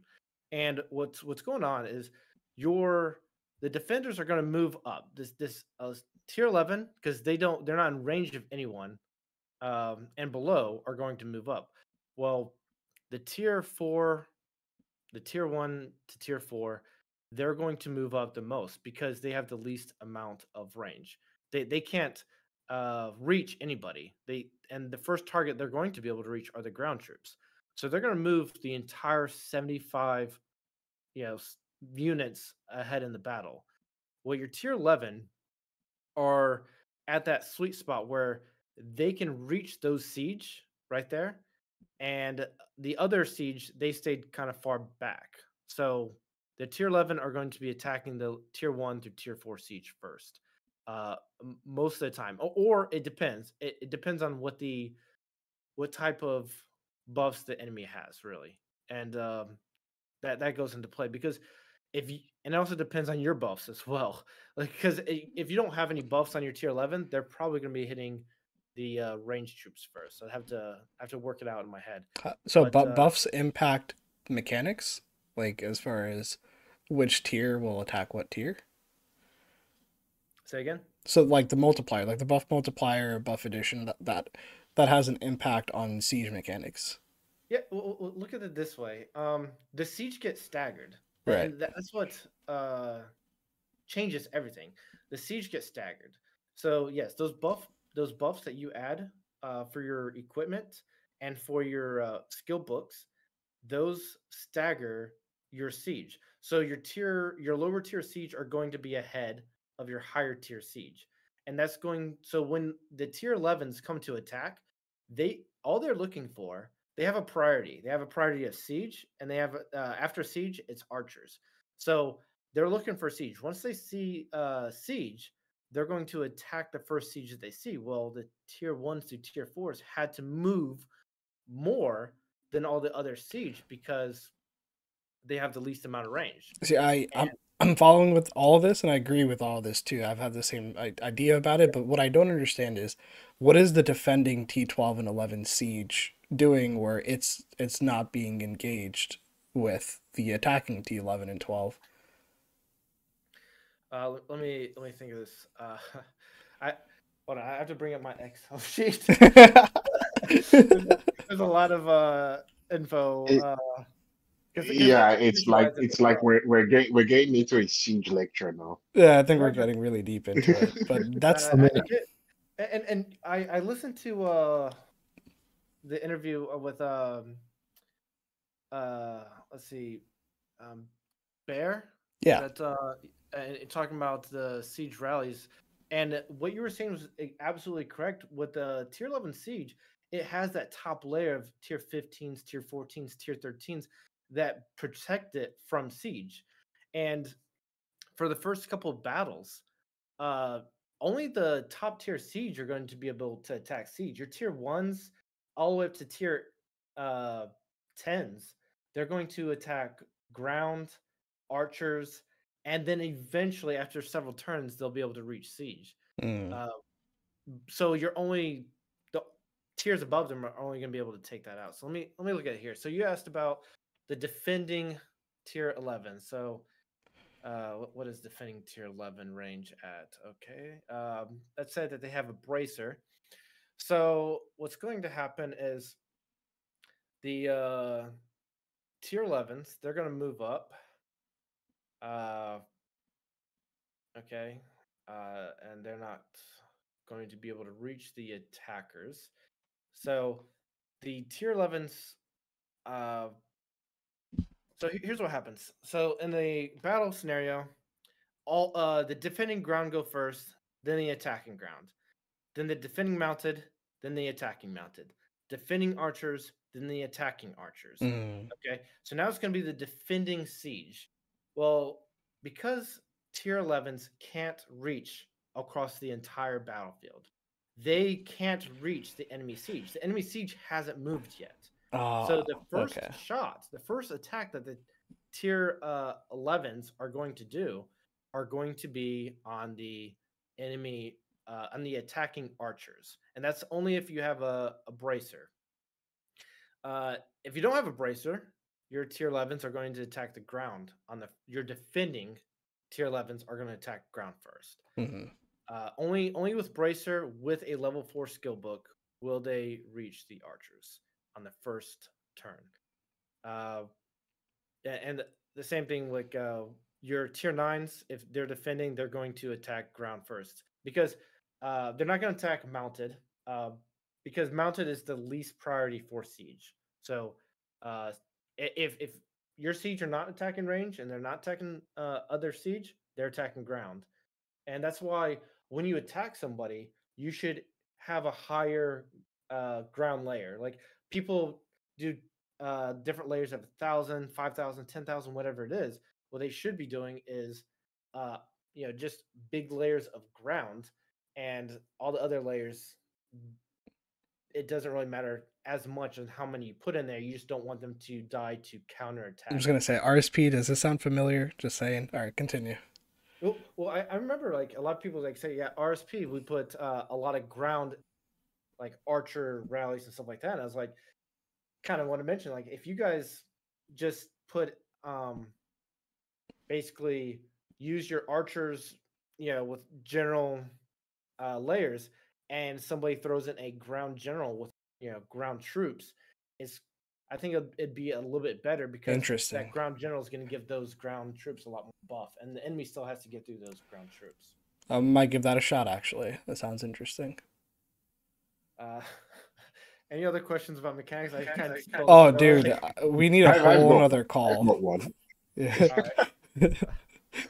Okay. I'm gonna take it back a bit from the siege topic. Gonna go back to the speed. Okay. Okay. Now, my understanding of how speed worked was that speed was meant to be the counter to range. Okay. So let's say you're, an attacking general. You're attacking with Arch. The Arch has the range bonus skill book.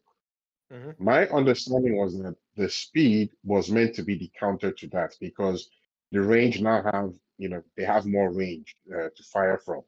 So having speed, meant that your troops could move across quicker and try and get to the range quicker. I think now, the way I understood, go ahead. Sorry. yeah, okay, the way I understood it was that the speed was really effective when you're on the defending side. And I've had some experience. I've had some experience with this. Well, it's anecdotal. I actually shared one of my videos. I showed a report where I took a range rally. Okay, range rally. You would expect that. Okay, my ground would kill range. You would expect that, but my ground hardly did anything. And after that report, I decided to put ground speed on my wall general, and I've never had a situation like that since. So that's one thing. So I wanted to ask, what do you think about that? For the way speed works on the defending side. So, Yeah, go ahead. Yeah. So here's the difficult thing about reading your reports. Yeah, I have a lot of players that say, that this troop doesn't do any damage because they didn't get any kills. And then they think that troop is useless. And I think this is why tier 12s became so mythical among the community, because they seemed like they got a lot of kills compared to other units. One of the reasons why your troops are not going to get a lot of kills is they might just be busy with layers. So they might just be killing the enemy's layers, and then eventually, depending on how many layers the enemy had, if your siege killed some of them, if they didn't kill some of them, depending on how much lower tier siege you had, will depend on what troops actually land the final blow, what troops that actually do the killing. And I think that causes the community a lot of headache because they can't figure out, okay, which troop should I build to counter this? People will send, like what we were just talking about, ground. You'll send ground with your archers, and you're like, oh, my ground didn't get any kills, that they must be useless. But what you didn't see is that your ground defended against a lot of the siege attacks, and what that did is allowed you to have some more layers, which allowed your archers to do a lot more killing. As far as speed on the defense, and I remember a lot of people said, "Hey, I have speed on my on my defense wall, and I think I took less damage from archers." It seemed like, but every battle is different, and that is the hard part to take. Is if you're not taking the same exact attack on the same exact defense and just changing out the speed, because I've done this where I attack somebody with speed on the defense on the attacker just to see if there's any change at all, and I couldn't find any. And this was when I first was telling people, hey, I don't see any changes in speed on controlled tests. But I can tell you now that I know that the mechanics, I know how the battlefield is laid out. I know exactly what's going on with the range and speed, and I did test does I tested it specifically on the defense. And what I did is, and I'm going to show this in my video to show people how the test is, but speed, mounted have a certain speed. And I'm going to just break it to you guys. It's not 600. It's 300. The mounted are slower than the ground. Okay, that's why ground get there first. It's in my first video, I thought it was because there's like they start out staggered. No, it's just Evony lies to us. So, mounted have 300 speed. So what you need to do to test if a speed skill book does anything is you need to adjust your siege to basically have 375 range, and then 375 and 375 range. And what you're testing is, okay, at 375, I know my siege are going to well, not 375. It's sorry, I'm doing this backwards. 225 less than what the battlefield is. So 225 less than what the battlefield is. And what this is doing is it allows you to, okay, if the mountain moves 300 units, this siege will hit it because the siege will also move 75 units. And I know this is a bit confusing without knowing what the battlefield length is. It's again, I still have to make a video on this, but basically what I did is I used siege to determine if speed added to the mounted, and it didn't. I just basically went up an additional 5, and the speed for the mounted did not increase at all. They did not move any farther on the battlefield, and I think this is just because Evony called it wrong. I think this is what maybe Evony intended. Now, the skill books for range for both siege and archers are not what they say they are. For siege, level 1, at each level gives you 5, not 50. 5, that's it. Archers give you 17. I know that's a weird number, and that was really weird and difficult to calculate, but they give you 17. And the overall range of the Evony battlefield, I'll go ahead and tell you guys a little sneak peek into my future content. It's 1,500. It's 1,500. That is the battlefield range of Evony. And I know right now people are like, what the hell? How does that work? Because obviously siege have like a huge range and they're going beyond that. That's because the siege ranges are wrong. So I'm gonna cover that. Man, I'm looking forward to your next video, dude. I'm so hyped for that. Yeah, I'm gonna cover this. I'm gonna tell you guys how I know all this stuff. It's well, somewhat how I know. I'm gonna still keep a little bit, but same thing with archer towers. Archer towers, the range is 1,500. They can attack anybody on the battlefield. Traps attack anybody on the battlefield, but they attack last. So traps and archer towers attack last. So if you have an empty keep or somebody that's ghosting and you don't want to lose any troops, you could do two things. You can either just send tier 13, tier 14 siege at them with a general with a bracer, and you won't get attacked by the archer tower, or you could just put layers of one mounted troop each, like a couple layers of mounted troops, because the archer tower will only attack them instead, and then you'll be able to just attack them. And well, that's if they don't have any traps. If they do have traps, that doesn't work. But the first one works whether or not they have traps. If they have a ton of traps, you can just attack them with tier 13, tier 14 siege, and it'll burn them. Be careful, though. They can always unghost and hurt you quite a bit. So I don't want to take too much time on mechanics. I know I kind of... Okay. Well, that was very good. Thank you very much. I think you've yeah, you taught us a lot, man. That was brilliant. I am going to move on a little bit though. I'm a bit conscious of time, especially for some of our European players. It's approaching 3 or 4 o'clock, depending on whereabouts you are. So we're going to move on to. What was that, sorry, Aka? I said, thank God it's Saturday. Yeah, that's true. Yeah.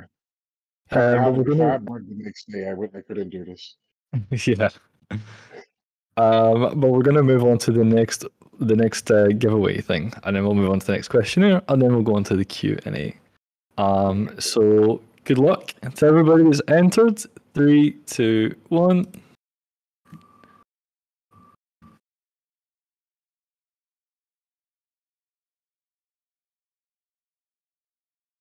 Ooh, congratulations, Pysing. Nice one. Well done. I'll contact you after the event and we'll get that arranged. All right. Congratulations. Brilliant. Cool. So, without further ado, I'm just going to stick on the next question round. Just give me 1 wee second to get that up.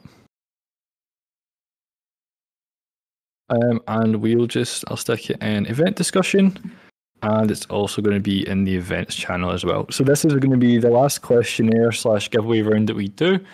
So I'll just give you guys a couple of minutes, then we'll get started on the Q&A. So get thinking of your questions for the speakers, pick their brains, and yeah, hopefully get some good questions and get some value out of it.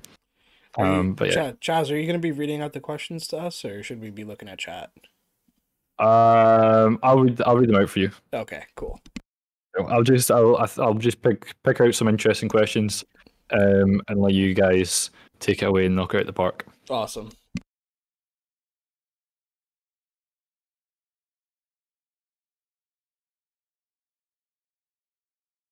Derek, that's made me laugh. Your logo reminds me of Dunkin' Donuts. That's a good thing.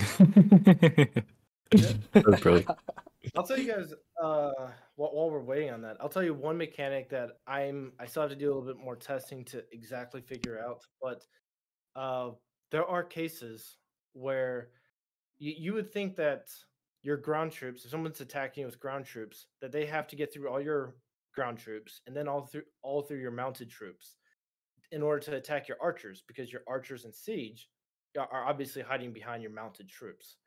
And there is something that causes your archers and siege to keep going forward to the front lines. Like, they just keep moving to the front lines, and once they get to the front lines, those ground troops are going to stop attacking mounted, and they're going to attack your range or siege instead. The same thing happens with mounted. If you send mounted at somebody that has range and siege, the mounted will attack the range first, but then they'll eventually attack the siege instead of the range, and the range might end up killing all the mounted. You'll notice that all your siege are dead, but your range are still alive. That is something I have to do a few more testing to see exactly what causes it. I have a few ideas, but that is the last piece of the puzzle, really, for the mechanics. And obviously, I'll look at the subsidies. I'll test out the speed, because maybe speed was supposed to be a subsidy item. Who knows? Yeah, it could be, dude. I was dying laughing when you were saying like the 76 speed does nothing, because it just shows how little like the devs actually know about their own game. To be honest, like when somebody pointed out to me that it was a speed that changed, yeah, and I looked at it and it's 76, I'm like, what's that going to do?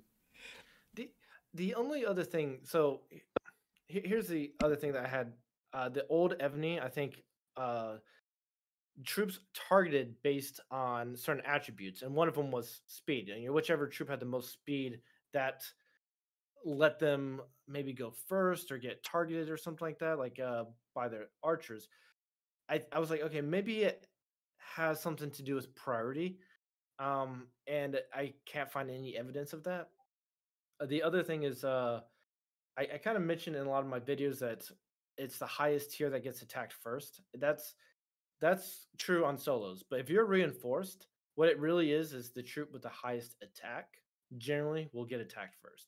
So if like, let's say you have a tier 1 defense and you have a bunch of reinforcements inside of you.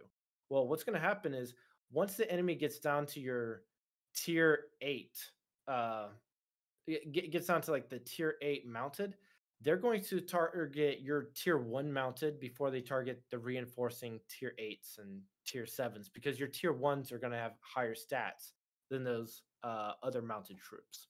So just so you know, it really is whatever troop has the highest attack, but that generally it also makes sense for the troop with the highest tier. I talk about solo attacks, but if you are reinforced, they will attack the troop with the highest tier, highest attack. The same thing happens with rallies. So you'll notice that a lot of times the troops with the highest attack, whoever has the highest attack in the rally, they're going to be targeted first in a lot of cases. You know what? Why you brought that up? I'm gonna ask you, and I'm saying, and nice, ask you guys as well, in case you know. How do the buffs for reinforcing troops scale. Okay, so your buffs for your troops, and I wanted before I like say this like 100% for sure because I do testing on this, but I do a lot of extensive testing before I say this is fact, this is law in Evony. But from my testing so far, your buffs are your buffs. Whatever your buffs are your buffs and your buffs only. Of course, there are reinforcement buffs that get applied depending on like the general that's in the embassy and stuff like that. As far as debuffs are applied to who owns The the city. building. And Yeah. Ebony's when you look at the report, you're gonna be like, no, that's not true. The debuffs are different because the report will show whoever has the highest debuffs. So if you have somebody reinforcing you that has higher ground attack debuffs than you, it's going to show their debuffs in the report. But from my testing, those debuffs aren't applied. It's just the report. Imagine this, guys. Ebony's lying to us again. But it's from my report, the debuffs seem to only be applied to the building owner. Yeah, Or I think from the building owner. I've noticed that from experience as well. The same thing with rallies. Like when you rally, you can't stack all those debuffs. It's the rally setter that the debuffs Mm. are used on. And I know there's a recent video talking about stacking monster debuffs in a rally, and it works for subsidies. It doesn't work for a rally, unfortunately. So yes, if your subsidy generals have monster debuffs, it will work for them. If you use your subsidies to solo attack monsters, if that's what you do. But rallies, people that join your rally, those debuffs don't apply. They don't work. Cool. Well, that was great. Thank you very much. I think we're gonna move on to some of the kind of people in chat. I've got some Q and A's. So the first one is, do you like pickles? It's a great question to start off with. I don't know how to put that one in. But yeah, you love pickles, that's great to hear. I'm sure they'll be very happy. But yeah, if people watching, if you guys want to start putting your questions in now, I'll pick out some and we'll get these experts to hopefully answer your question. And we'll see what we get. So if you guys want to start sticking your questions in, we can see what happens.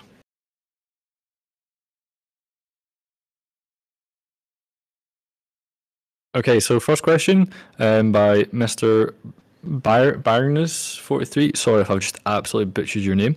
So in a rally, do the rally setters buffs apply to the entire march, or does the march performance vary depending on each joiner individually? I think that's what I was just answering. Is that your Oh. buffs Each are one is individual. Yeah.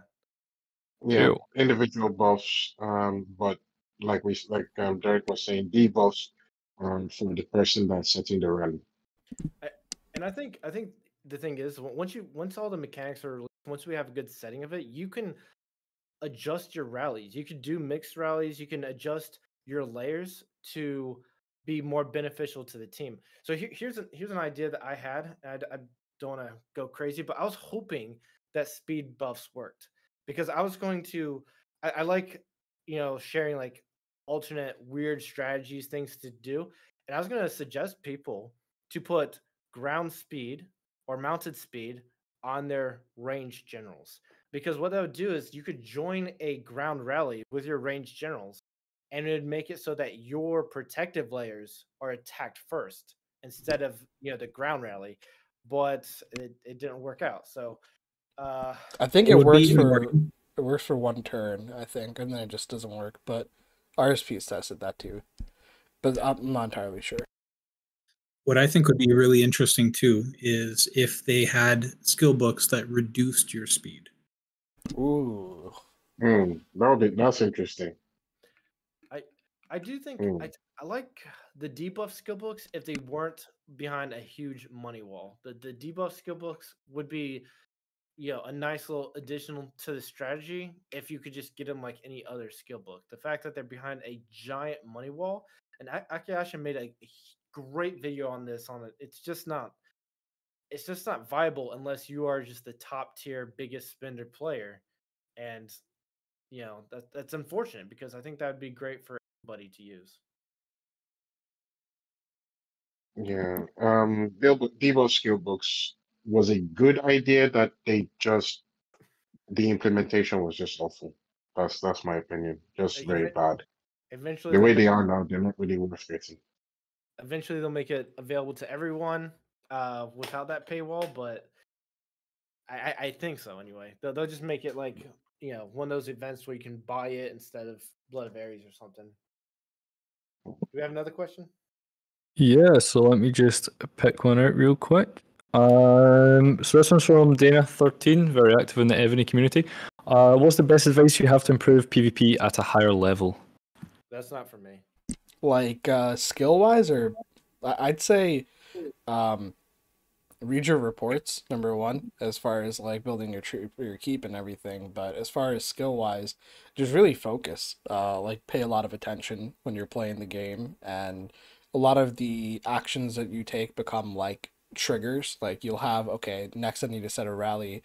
This sequence will just process automatically of your fingers moving to point A, B, and C. It's just practice. It really is just practice.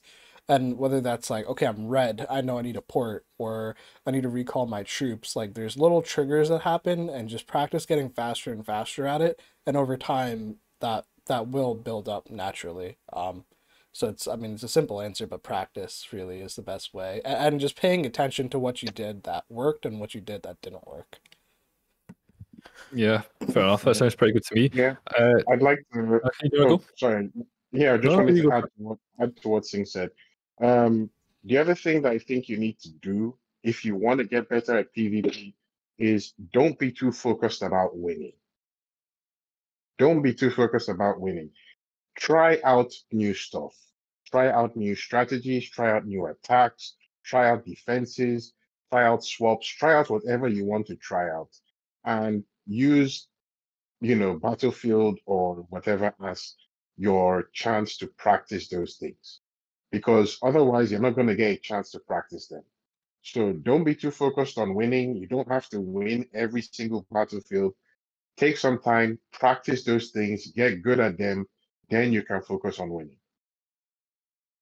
I think another tip that I have too is have an exit strategy, whatever you're doing. Like when you're going to hit a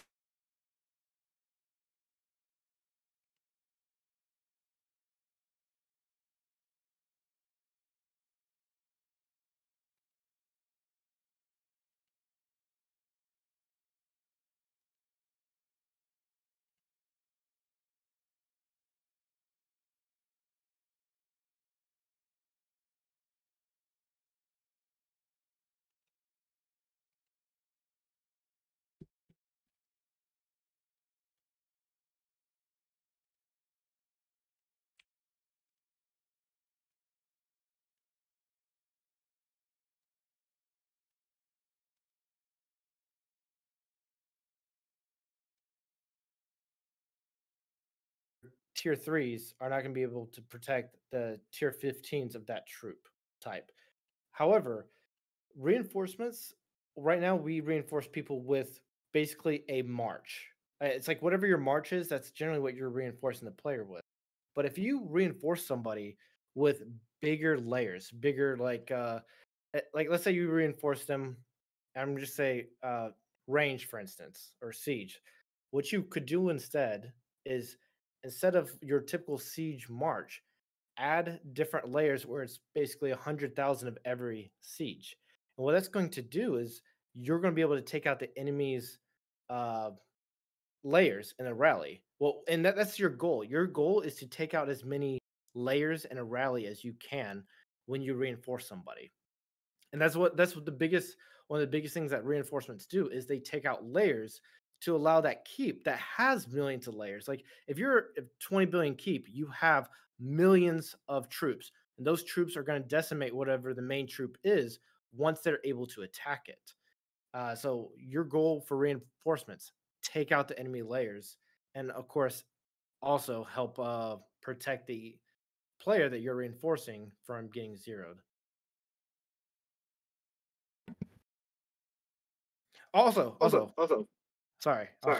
Mention No, this go too. for it.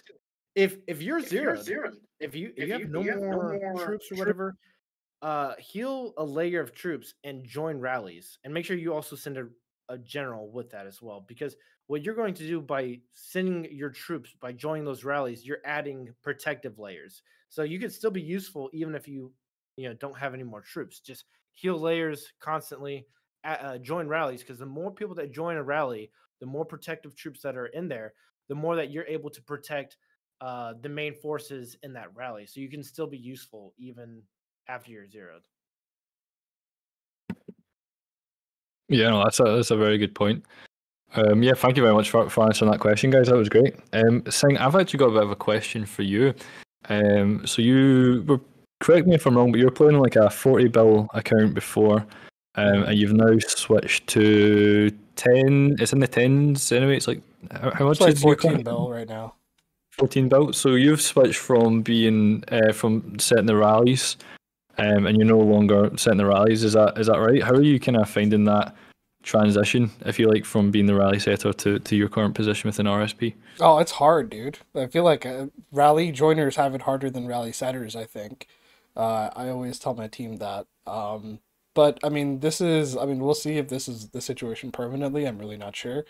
But for now, it is the situation. But the transition's been very interesting because there's a whole new set of challenges that being a rally joiner has. And there's a lot of assistant roles that people can play, whether it's flipping portals or calling if the target teleported or speeding the rally for the rally setter. There's a lot of things that you can do in the meantime. You can constantly watch alliance war and see when they set on us. You can reinforce. There's finding targets. There's all these different skill sets like clear communication that a very good rally joiner can work on, and that's something I need to work on. And I mean, I guess it's, to some degree, like I have some experience doing that, but not as much as I've had in the past. And being in the rally joiner role, and even being zeroed quickly in the past, I've been extremely humbled, and it's been interesting to see what it feels like to be a little bit smaller and maybe a little more powerless in a battlefield. It's hard. It's actually harder, I think, than setting rallies.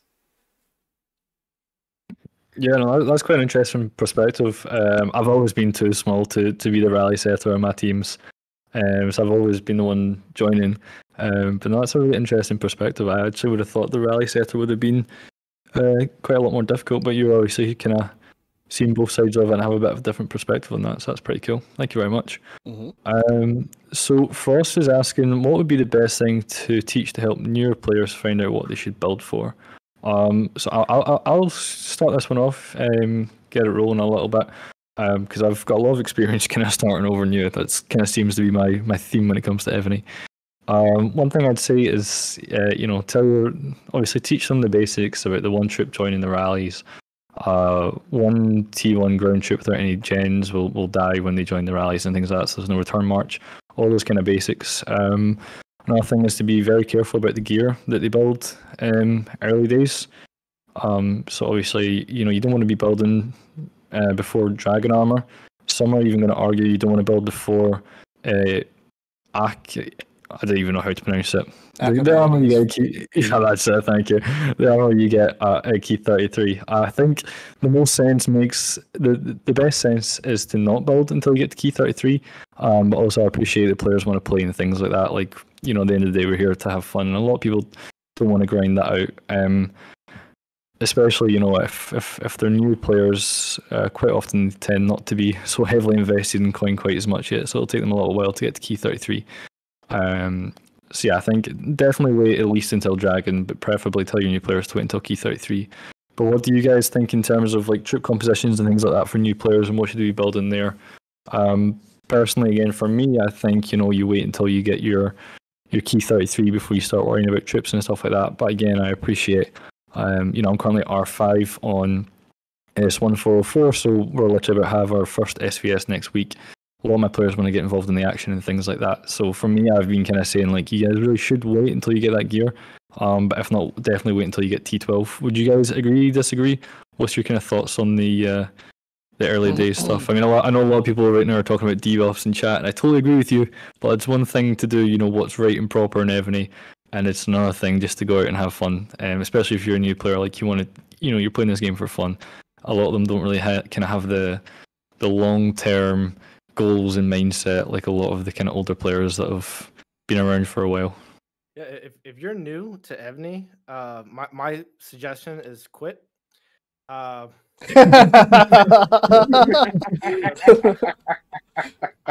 It's like about face and get out of here. Yeah, what's gonna happen is you're gonna build social bonds and you're gonna get invested in the game, and it's gonna take a lot of time and money, or if not money, just a lot of time. I think the best thing to do is find good resources for new players. I think the three resources I looked a lot at was for websites. It was the One Chilled Gamer. I think they have a good diagram of how the monster rallies work, because that's what you're going to be focused on. Your new players, monsters. You're gonna throw all your troops at the monster, and you're gonna be like, oh hey, I got wounds on my siege and ground, and you don't know how that whole thing works. And the Evony wiki, I think the guy that runs it's Japanese. He has phenomenal resources on that website. And then of course a lot of these YouTubers. I remember when I first started, I was watching Miser's videos. I was watching Red Evony, trying to get better. Looking at the events, I'd see Genghis would always be up to date on the events. And if you're looking for competitive all stars, you have King Sing, right? So one thing to know is, where are these resources for these new players, so they can learn if they want to learn. A lot of players in Evony don't care to learn. It's just a farm simulator. So hopefully we can aggregate a lot of these good resources into one spot where you could just give it to a new player, and then they'll have those resources available to them. Yeah, I mean, I totally agree with you there, Derek, about what you're saying about trying to put it into one area. I'm actually, so part out with the event, I run TheriaGames.com. This is a very new guide site. It's very much half-baked, very under construction. Everything's a total work in progress. But that's something that I'm trying to do. I'm trying to gather all the information, put it into one place, make it a little bit of an easier process for new players. I mean, right now I've started building beginner guides. They're pretty rubbish right now. I've been doing so much on the website, trying to build some calculators and things like that, and they're trying to, just pump out general content about, just like keep requirements and stuff like that. But yeah, no, that's something that I'm really working on right now. Is trying to collaborate all that information, put it into one place, and kind of streamlining that process. Because I do think it's right now there's a lot of great information out there, but it's a little bit, for a new player, I think it's a little bit here, there, and everywhere, and it can be a little bit hard to kind of understand where to go. But yeah, that's something that I'm actively trying to help right now. But I mean, some good websites, if there are any newcomers in this chat, EvonyGuideWiki.com, One Chilled Gamer.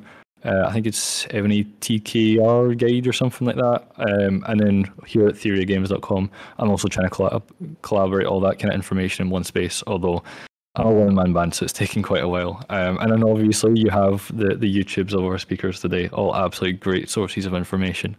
I mean, they've been offloading absolute gems all throughout this event. So if there's any new players watching, definitely check out their stuff.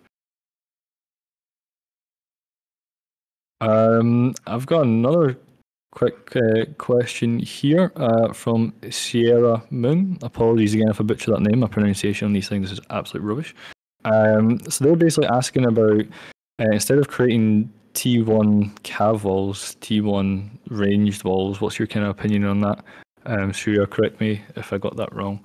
But what's your guys' opinions on that kind of idea? Because obviously right now the meta is the cav walls. I think he was talking, maybe he was asking T1 range to kill T1 cav. I've heard of it. I don't know much about it. Maybe Derek has more info.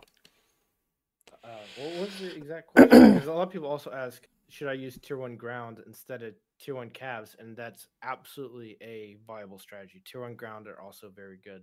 But if the question is using attacking with tier 1 with a flats on the general. This works at. I know it would work for lower to how can I say this, newer servers. Where there's not players with keep 40s and all that stuff around. That will work. But like because I've done it. I've done tier 1 attacks and it does work. You do come out in it. However, if you're trying to target a tier 1 mounted keep, look at first of all, scout them, see what they have. If they have a lot of siege, you can take out their siege first. Just attack them with siege. It takes out their siege. It allows your archers to be able to, take out their mounted a little bit easier. If they have ground, attack them with mounted. What you're trying to do is take out all their layers as much as you can, so your archers can specifically only focus on those low tiered troops, those mounted troops. Rallies, if they allow themselves to get hit by a rally, absolutely rally them. As far as hitting them with lower tier troops, what you want to do is if it's just, let's say, 500 million tier 1s, and then every other mounted troop they have above that is just 1,000. They only have 1,000 tier 2s, 1,000 tier 3s, all the way to tier 14s. You can hit them with a range march with not so many troops. You basically just want to have enough troops to take out those layers so that your next range march will target specifically their tier 1s. But that's a little difficult to do, especially if you don't have two ranged generals. But that might be what they were asking. It's just yes, there's a lot of strategies to this, and there's not one single best strategy at it. Yeah, I think it was. I'll just type in right now, so we'll just get some clarification on that. But yeah, that was absolutely grand. Thank you very much. Tier 1 range as meat, Sailorman's. Oh, that's what she's asking. No, absolutely not. Do not use tier 1 archers as a meat wall, because they are the last troops that are attacked in the entire defense that you have. Siege have to go through all your siege, and then they'll go through all your top tier archers, and they'll finally get down to your tier 1 range. And any other attack will go after your mounted and ground first. So tier 1 range do not work out as a meat shield. They will work as they will kill layers. You can use tier 1s to kill enemies' main forces. They're a cheap way for that if you have flat attack, but don't use them as a meat shield. Cool, thank you very much for clearing that up. Do we have any more questions? Will we make this one last question before we close out the event? It's just I'm a bit cautious of the time. Anybody else want to go for that last question? Okay. So, question for Singh. Your thoughts on going after rally setters versus fillers for Bok/challenge? It's not like All Stars where you have multiple rally setters and you got your alliance full power before they start running out of troops. Chaz, how'd you get so cute?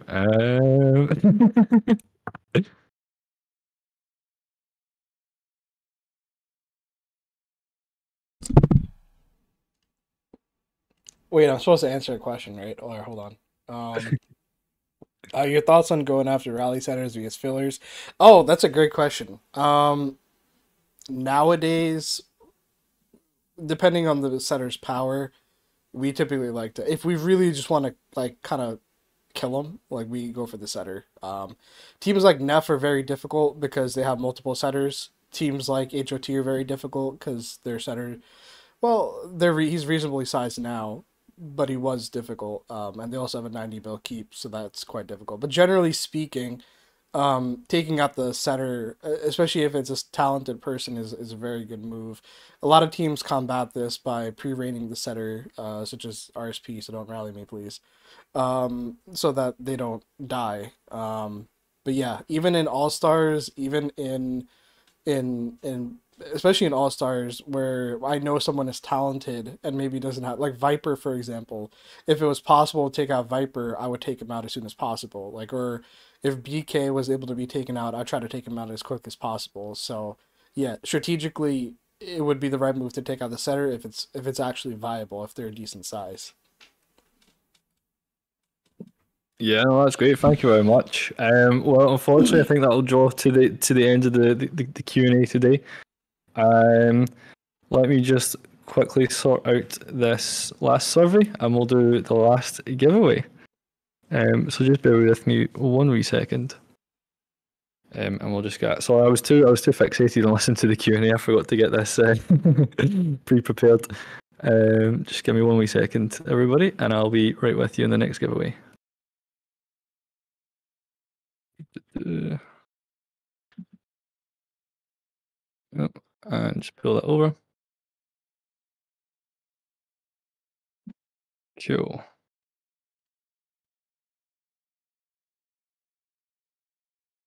So here we go. On to the last giveaway for this event. Best of luck, everybody. 3, 2, 1, let's go.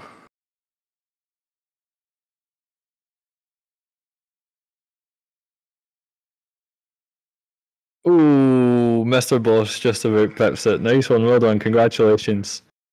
That's great. Like I said before, I'll be in touch with all the giveaway winners after the event, and we'll get that sorted out for you. And yeah, thank you to everybody that answered all the questionnaires and things like that. It's really, really appreciated. It's really going to help with my research. It's also going to help with Theria in general. That's absolutely brilliant. Thank you very much. Yeah, thanks, Chaz, for hosting this. It was freaking awesome. It was way more fun. Yeah, well, I was just about to say thank you very much to all our speakers. Singh, Miser, Aka, and Derek, thank you all so much for coming. It's been an absolute pleasure to have you on here. I think from the further chat that we're getting in right now, everybody's really appreciated you guys taking up your time coming to chat with us. It's been really, really awesome. And yeah, thank you very much, and thank you to everybody that tuned into the event. It's a bit of a relief to me that we got quite a good number. So very happy with that. Thank you very much for taking up your time to come and watch us. And yeah, really appreciate it. I've got the speakers' YouTube channels on the screen right now. I'm just about to stick them into chat. If you guys want to check them out, I'm going to plug it into the events section. So in goes things. So yeah, if you like what you're hearing today and you want to go check out some more of their kind of content and stuff like that, it's going in #events right now. So we 1 second. Miser. Yeah. So where's the after party at?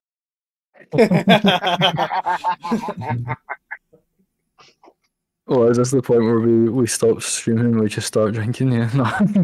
that would be a good point. That would be a good point. I wouldn't mind a drink or two before bed. But yeah, thank you once again to everybody. Like I was saying earlier, check out TheriaGames.com if you're at all interested in what I'm doing on the kind of guide site front of things. It's currently very, very half-baked, so take that with a massive pinch of salt. If anybody has any thoughts about the events, if you could please DM me, I'd really appreciate the feedback. I'll hopefully, look to run a couple more of these events in the future, maybe 3 months apart, 6 months apart, something like that, if the feedback's quite positive. But I hope everybody's had a blast, and I heard Aka's hosting the after party. Yeah, drinks on my place. Sounds good. Well, thank you very much, everybody. I'm gonna end the stream there and things like that. But yeah, thanks everybody for coming along. Really appreciate the massive turnout that we had, and thanks again to all our speakers. You've been absolutely great. Cheers, thanks everyone. Guys. Take care. Thanks. Yeah, thanks everyone. Theria, the mobile shortcut to victory. Check us out at TheriaGames.com.